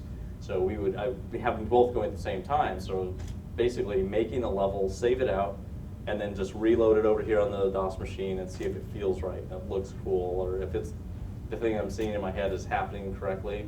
And just like the levels are made iteratively, constant play of the levels and iteration on them as it's starting to get bigger and bigger, not just I spent 5 hours and I'm going to press the compile button and see what happens. You know, it's just like my programming. You know, write a couple lines of code, compile it. Does it run? Does it work? Okay, cool. No debugging involved. Next, you know. So it's like the same iterative process in programming I use in design, in setting the tone and the sound and the look of the whole room to match the, I guess, the feel of what the player should be like feeling in the game. Thanks. Hi, this question is for Brenda. I'm a big Realms of Arcania fan. Oh, wow. Okay. Is that unusual? In America, yeah. Yeah, Oh, it's so a it was really Like big. a German. Yeah, it's a huge German series. Okay. Yeah, I mean, I don't hear it as much as I hear Wizardry, for sure. Well, anyway, It's a more hardcore RPG, so my hat's off to you. that's where this question is going. I'm curious what your favorite modern RPGs are and how you feel about, I guess, the progression of the direction modern RPGs have taken since like the Surtech and SSI days.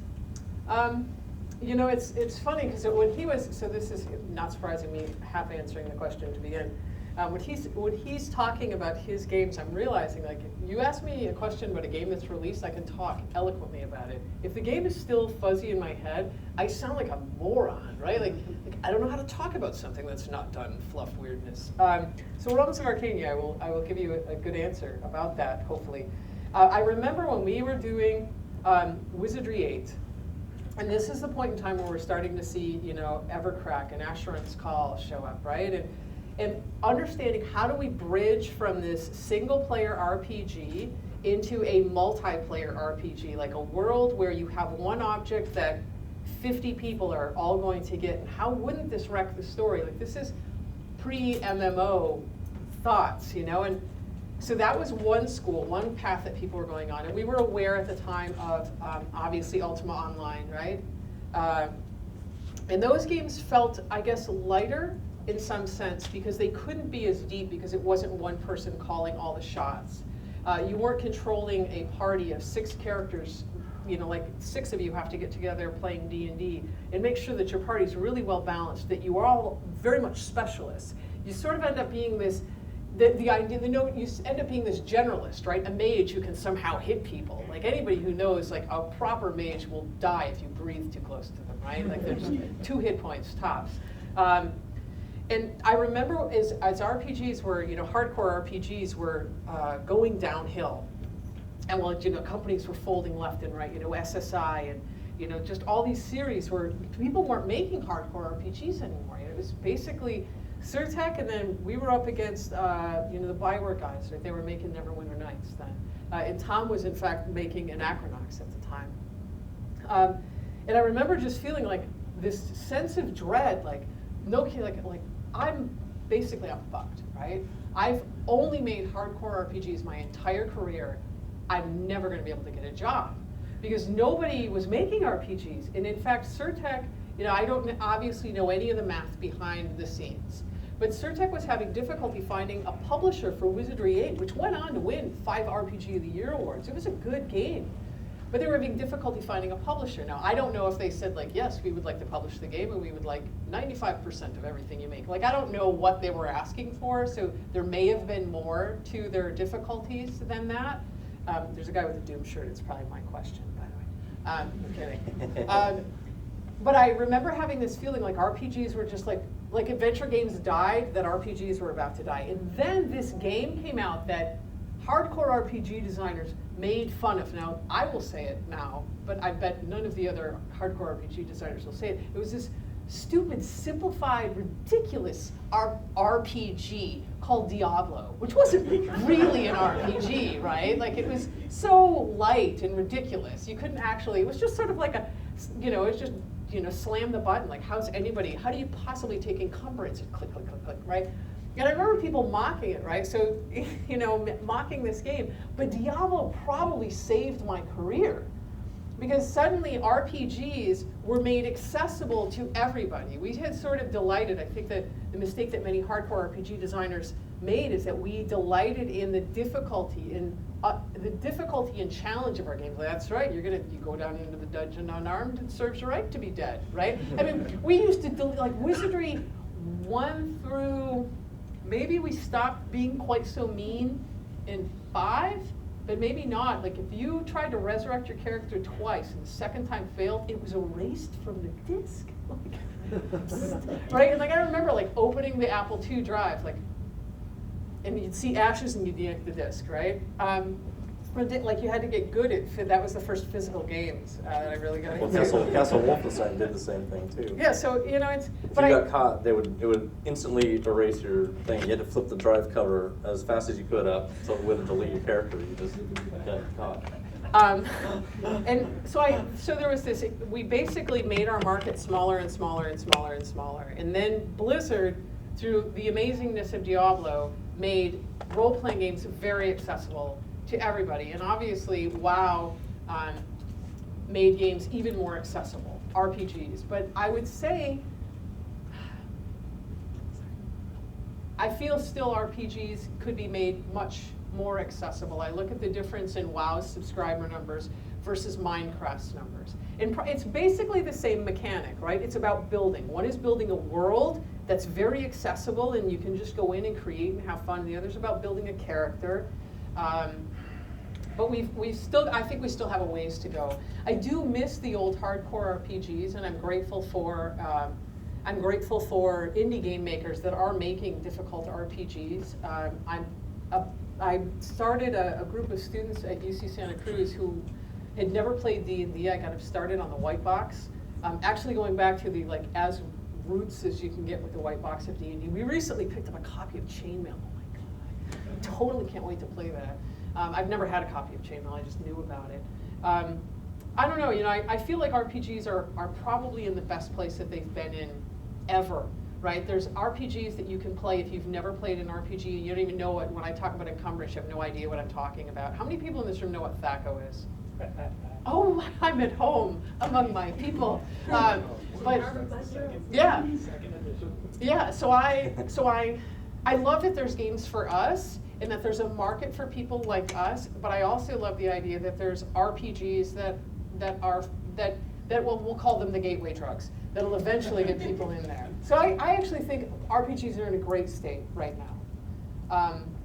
I would love a few more RPGs where you actually controlled a full party of characters and you had that opportunity for specialization, but that's what they make D&D and big long tables for. Thank you. You're welcome. Hi, so as parents as well as designers, I was kind of curious how you balance exposing your kids to the games that you've worked on, but then also managing, when's the appropriate time to reveal a mature game or something with content that you don't find entirely suitable. There's a lot of discussion about that going on right now in the industry, so I'd like to hear both your answers. I haven't made anything that I wouldn't let my kids play, so they played everything. And Doom, it's funny, so Doom, if you look at it now, cartoon, it's so. really cute. Right? We had, so Avalon loves Doom, she's 8. She loves Doom, and she's insisting that she can play Quake now. But John was playing Half-Life 2, and we didn't know that the girls were there, and they ended up having nightmares, right? So that didn't go over very well. Yeah, we don't go to Ravenholm. I was playing through there, and they were watching, and it was terrifying. And but that was probably like 2 years ago, and now Donovan, he started playing Half-Life 2, and he loves it, so he's not afraid anymore. I mean, I think it's. But we don't make games that we wouldn't let the kids play. I mean, there's obviously some content that's. There's some content that is, I know of there was one thing, oh no, I'm not going to repeat that, that's way too much. But there was one kid who was playing a game, not ours, and there was a joke in there, I think it was Tony Hawk, and so this little kid came in and didn't know what he was saying, and he's like, this is a sausage fest, right? And the parents were like, I'm sure they said some parent, oh my God, or something like that. But yeah, I mean, the games that they play, so we have it locked down pretty well. Like the sign of an infraction, we're both very technically savvy, and the kids know they can't get away with anything. We introduce them, they all want to be game developers, right? So we introduce them to games and we have design discussions about it. Donovan does a ton of reading. I mean, he's basically taught himself a lot of server stuff through Minecraft. Yeah, they actually, YouTube is great for that. They just watch YouTube videos all the time about games, YouTube game videos, Lego, Minecraft, World of Warcraft. They just watch videos about the game that they love, and they just learn tons of stuff from watching videos constantly, like tons of videos. But they kind of self-teach themselves through video. It's kind of interesting. If it's a game that you would think like, geez, would they let their kids play that? That's really objectionable. Probably. Like Saints Row the third or whatever. Oh yeah, right. So that was like Santa showed up with that, and that got yanked pretty quickly. So we'll do that. I think. I mean, as parents, we try to expose kids to way more than that. Like, we just dragged them through the MoMA, and I don't think they were in the MoMA for 2 hours, and I don't think they got it. We did this, me and John and Jordan Mechner and Rob Pardo had a game barbecue for our kids so that our kids could meet other kids who were game developers. And they didn't care. Like, I'm thinking, like, if I were a kid, oh my God, that's the guy who made WoW. And they're like in the pool, ha ha ha, they just, there's a guy who made Karateka, who cares? So we try to expose them to a lot of stuff. If they have questions about games, they probably get way more of a detailed answer than they'd want.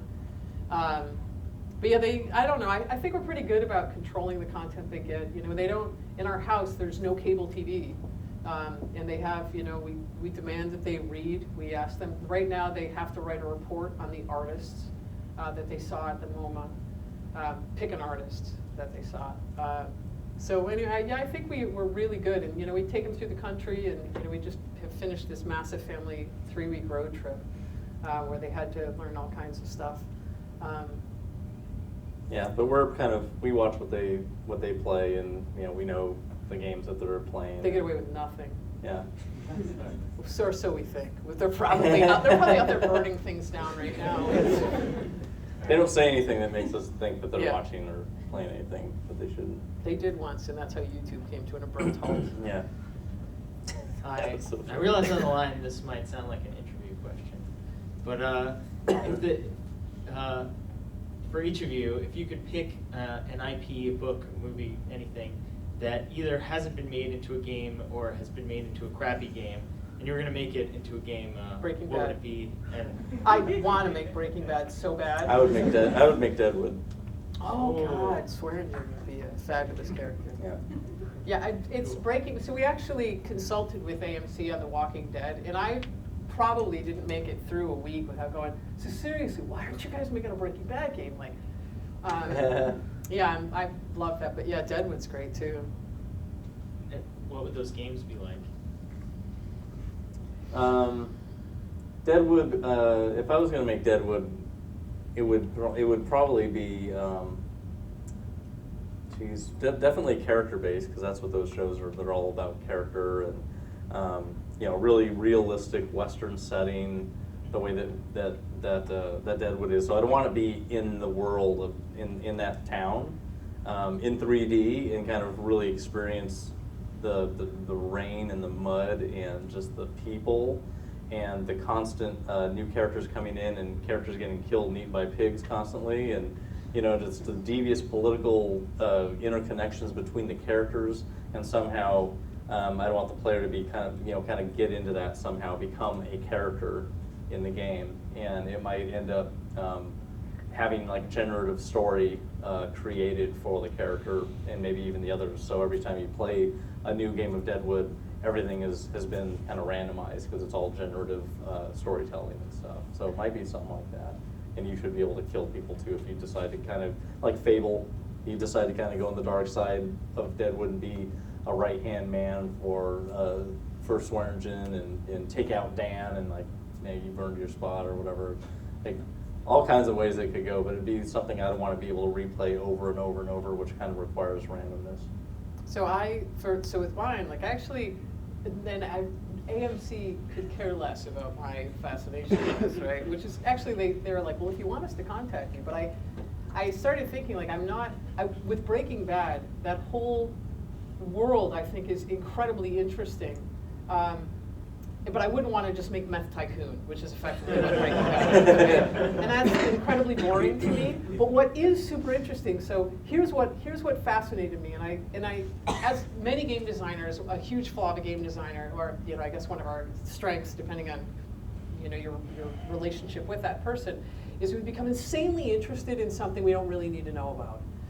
And so when I became insanely interested, like, oh, this is fascinating, meth, interesting world, and it's also part of my research just on Mexico, I started looking into this, the current head of the Sinaloa cartel, right? So this is a guy who you could say he's illiterate, born into incredible poverty in this tiny little town in Mexico, and he's the fourth most powerful person in the world, while people are trying to kill him.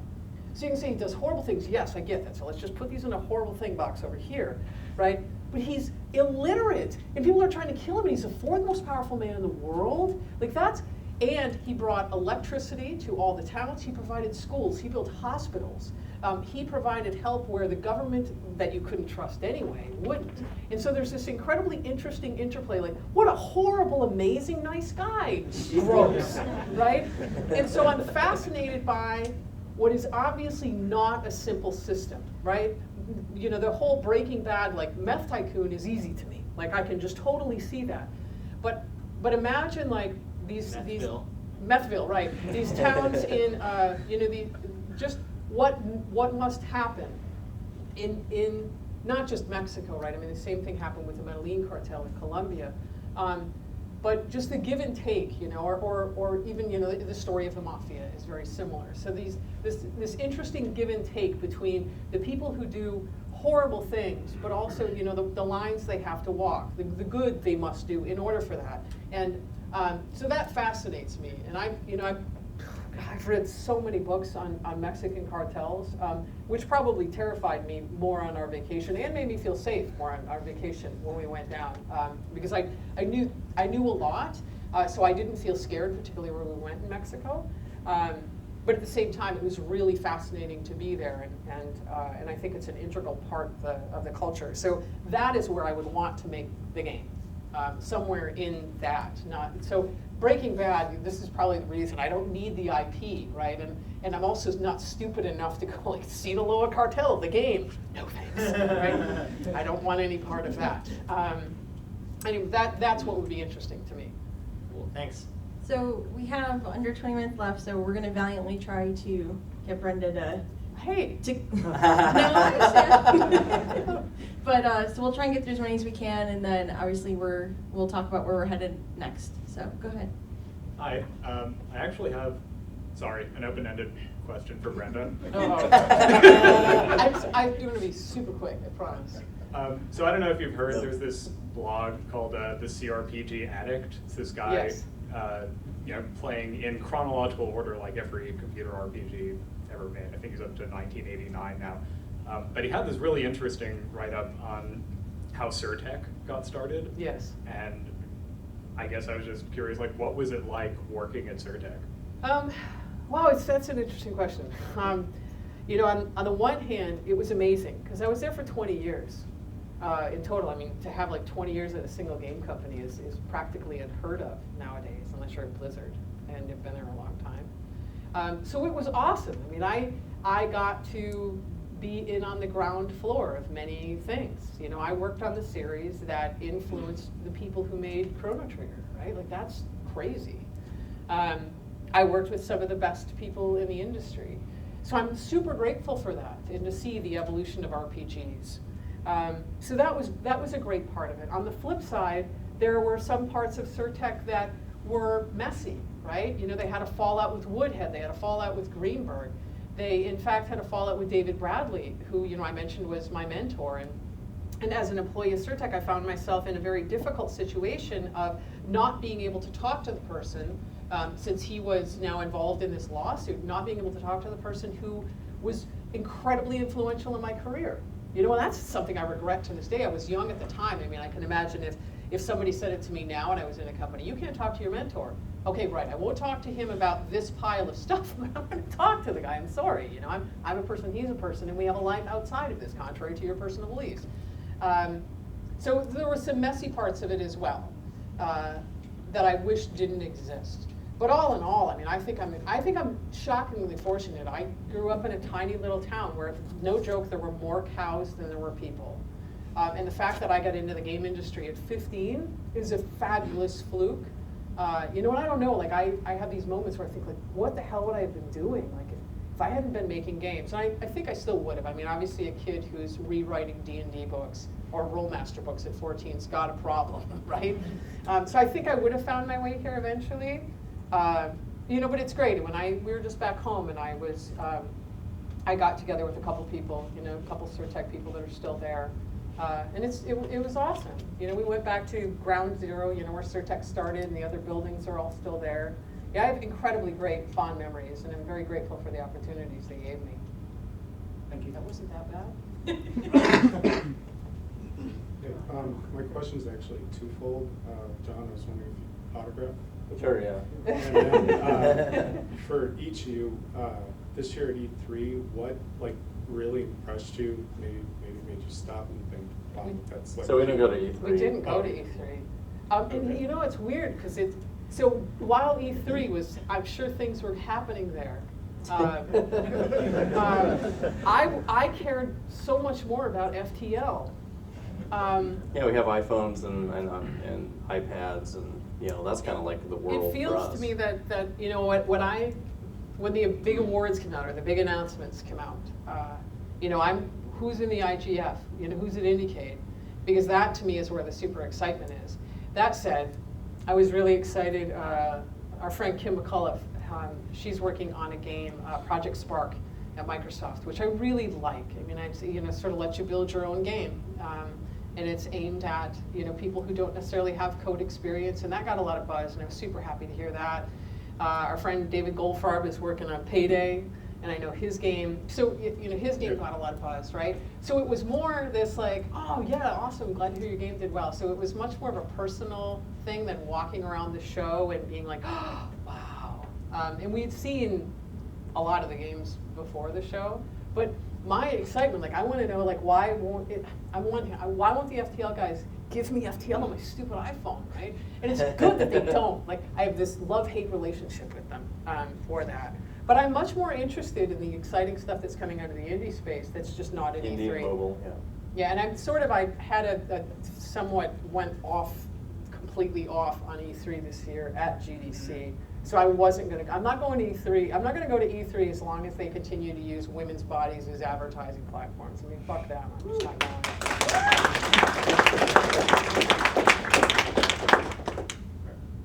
All right. Sorry, John. Right now. All right. My question is for either John or Brenda. My question is, at what point in the development process do you begin to have the audio people work on their portion of the project? And do you get your composer and sound designer, are they official members of your team, or do you Yes. get them from an outside source? So sound design is critical. Like so Ben Prunty, the FTL guy, brilliant soundtrack. We listen to that all the time. And we fanboyed Ben. As soon as we played the game and we became obsessed with it, we found out he lived near us and we asked him to go to lunch. Anyway, the sound guy's got to be, you know, sound guy. Sound is a third of the whole game, and you know, It has why to are be you there. programming and doing art, not doing sound? That makes no sense. So right at the beginning, You know, they you're not have going to do that. innovate in sound if you're not doing it from the very beginning, anyway. You can always tell if a game has had sound added on at Just the tacked end. on at the end, it's You know, garbage, yeah. like Bastion. The sound design of Bastion is integral to just how great that game is. You know, if they hadn't worked that in at the very beginning, it would have failed. I mean, So our sound people work at the company, and they In-house. spend a long time on all of the audio, and they try to create new stuff. Like on my MMO that I worked on for 4 years, that's 4 years of a programmer and a sound direct, you know, an audio director working to create a generative music system. So the game wouldn't have like pieces composed all over the place, but it would create music based off formulas and samples and stuff. And you know, you can only do that with time and doing it for a long period, you know, and tweaking it and modifying it and really doing R&D for years.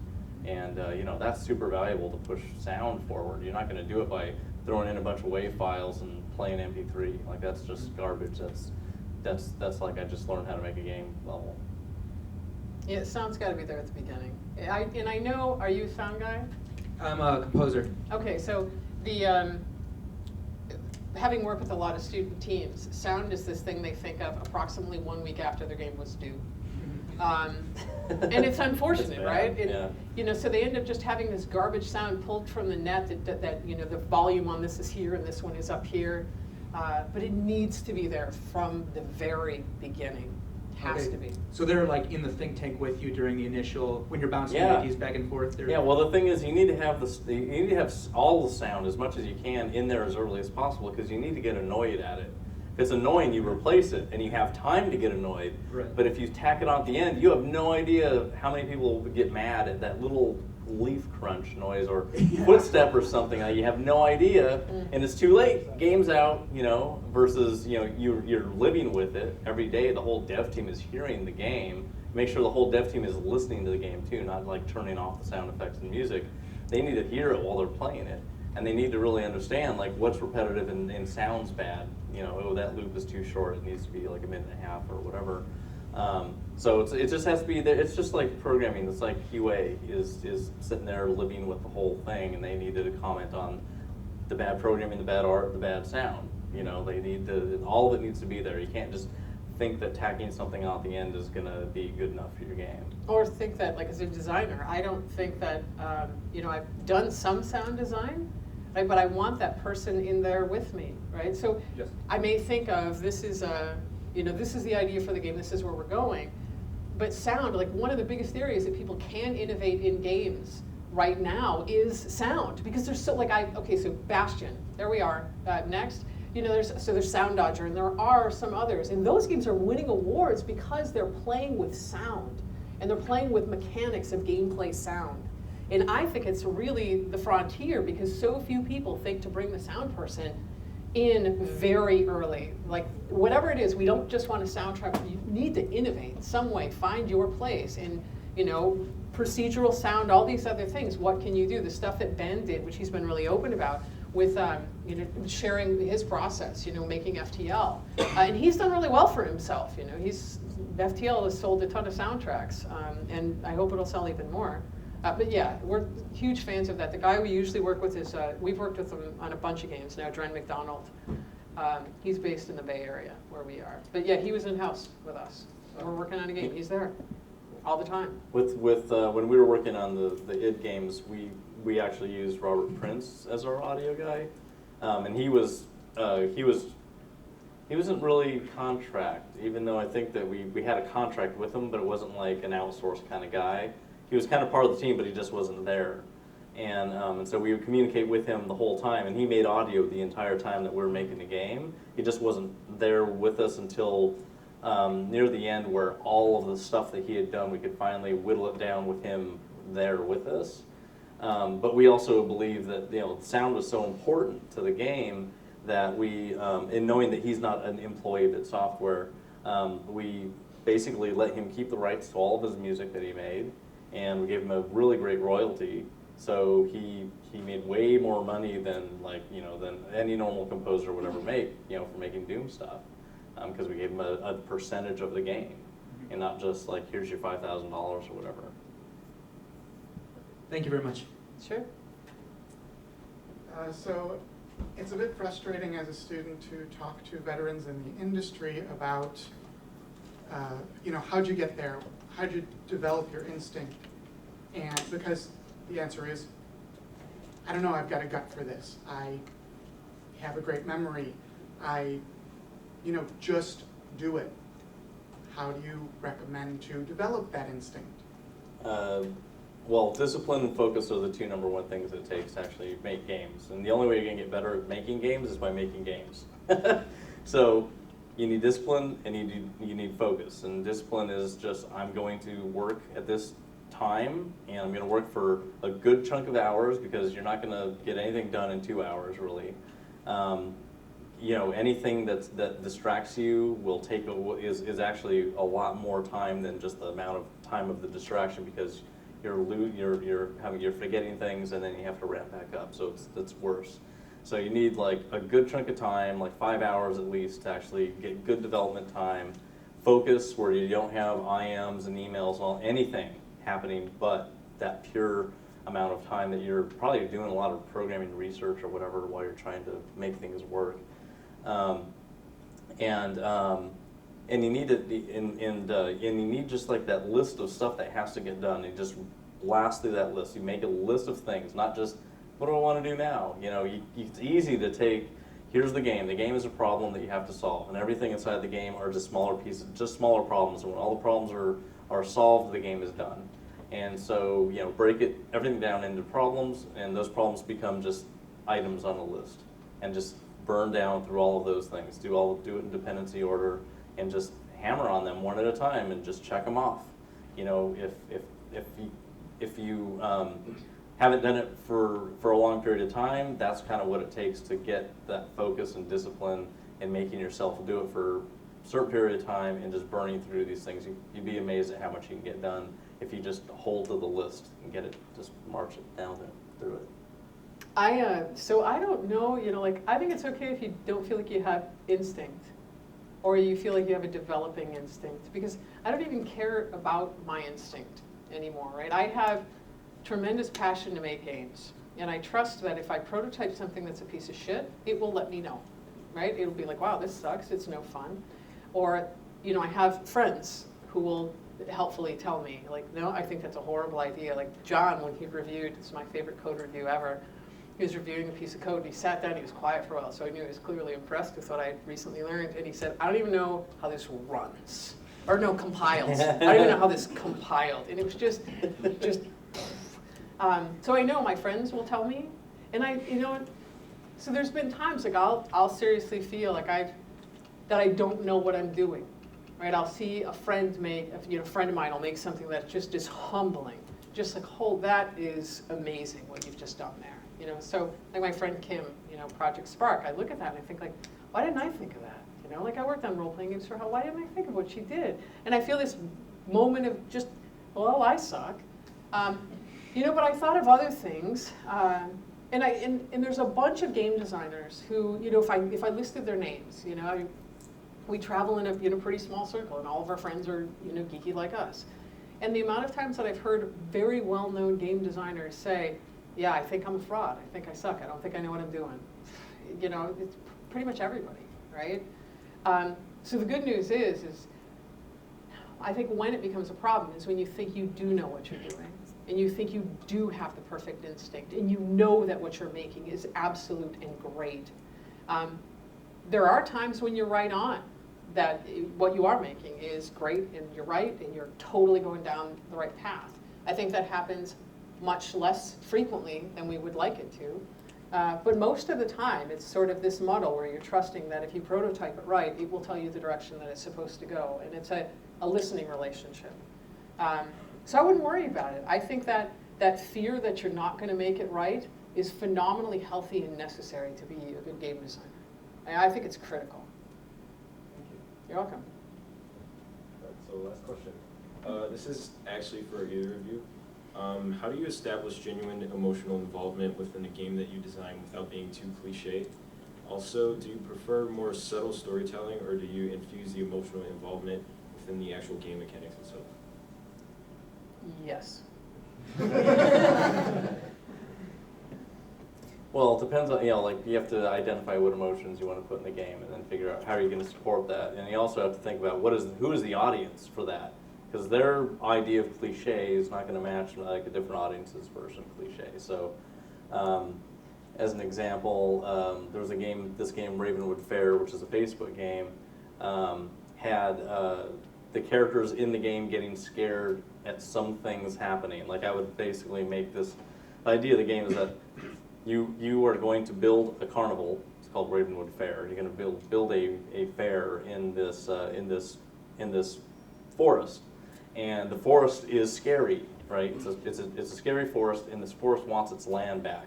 And so you're there hacking trees and kind of chewing through the forest, and the next time you come back in the game, the forest has reclaimed part of the land that you cleared. So there's this constant fight, and the forest is just kind of just malevolent and bad. So it's going to have, you know, crows squawking and flying out of it, ghosts appearing and stuff. And what you're doing is you're building, buildings that are fun, that have a fun value, and the fun value will attract characters to your fair, and they'll spend money on the things that you've built. But then they get scared by the scary forest, and so you have to figure out, how do I, you have to console them. So they scream and they run to your character, and you have to like click on them to say, there, it's okay. And like the audience that buys into that is the audience I designed it for, right? People that are on Facebook that don't have a huge amount of games that they've burned through, that they've seen stuff like this over and over again. This is like the first time they've probably seen this before, so it worked. And so it was just like a consoling thing. There's character getting scared. There's the player being consoling, or a protector that you can build in the game being consoling. And like, hey, you're caring for these characters. Not only are you kind of getting money from them because they're using your stuff, but you actually care about them. You need them to make your place come alive. And so that was just kind of built into the mechanics. It's just audio and some programming stuff, but to the players, they were identifying with the characters because they had names, and they kind of had story that was woven into the quests and stuff. And so they start to care about them and know their names, and they don't like them being scared, so they set up protectors, and soothing them was another thing that these players were used to doing to their own kids. And so like it already tapped into something that they kind of understood, and so that's not anything that any normal game does. And so I think that it worked out well because it was kind of a new thing. And fear in Doom and Quake and Wolfenstein is just like, that was some of the, other games have been scary games, but those were just kind of, mostly Doom and Quake were just constant fear games, just, and everybody's kind of taken that and run with it. There's Silent Hill and all kinds of stuff that's crazy. But fear is now very easy to do in a game. So it's the other emotions that are really, really tough to tackle and get in there. But you have to create characters and situations that the player can relate to be able to make them feel those emotions just the same way that movies do it. Movies do the whole setup, get the player invested in someone, and then do something. And so you got to kind of make the games kind of reflect the way that people are manipulated with movies. If you don't, if you don't feel it, if you don't feel it yourself, the player's not going to feel it. And there was a term I used a while ago, like when I was working on Train, there was a picture that I stared at of these two kids, and I know what happened to these two kids. It's not pleasant. And so I stared at this picture for a long time. It was at least 45 minutes a day, every day, imagining they were my children. And it made me feel horrible. But it gave me a connection to the material that, understandably, the actual people who went through that, it's a molecule in a giant sea, what I felt. But if I didn't feel it, there's no way I can communicate it.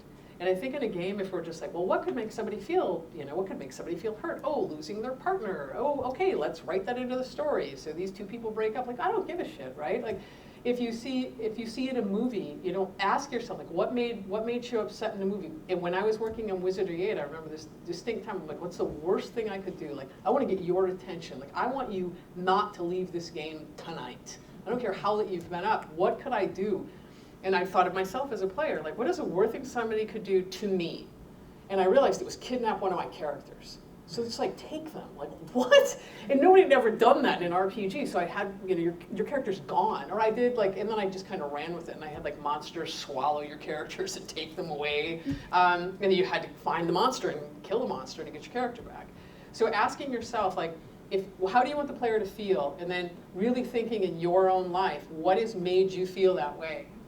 In being like Marlon Brando, being more of a method designer, just immersing yourself as deeply as possible in the subject matter, or sharing a bit of yourself. There's tons of autobiographical stuff in games that is nicely masked in metaphor, not in necessarily just in my games. I know all kinds of. Yeah, I mean totally. My games are me basically. Like the dark humor, characters, violence, all that stuff. I didn't make it because I was thinking of some other person making the game. I was making it because that's what I wanted to see. So, but yeah, if you're going to do emotion, you have to really work on it too, because it's not the easiest thing to do. Thank you. So we're basically out of time. So first off, for those of you who are joining us for this Chicago Day of Game Dev Goodness, the next stop on the train is at Potter's Lounge, which is the lobby level of the Palmer House Hotel. There's going to be drinks and food provided by Casual Connect. So we welcome you to come over there. We want to thank Flashpoint for hosting us today and getting it recorded. So we're going to be working with them to get that up on our channel. I want to thank all of you guys for coming and packing the house and having great questions and submitting great questions. And most of all, I want to thank Brenda and John for coming out here and making the little detour to Chicago, especially because Brenda doesn't fly, so it's a big deal. I've known Brenda for, well, Ever. she's 29, so that makes 29. me like 20. Like, we met when we were 5, apparently, for how long I've known her. So, you know, it's a real joy to have these two come out and, you know, give a different perspective, you know, of the industry and to give up their time. So, if everybody could just, you know, give them a nice little round of applause. Thank you for coming.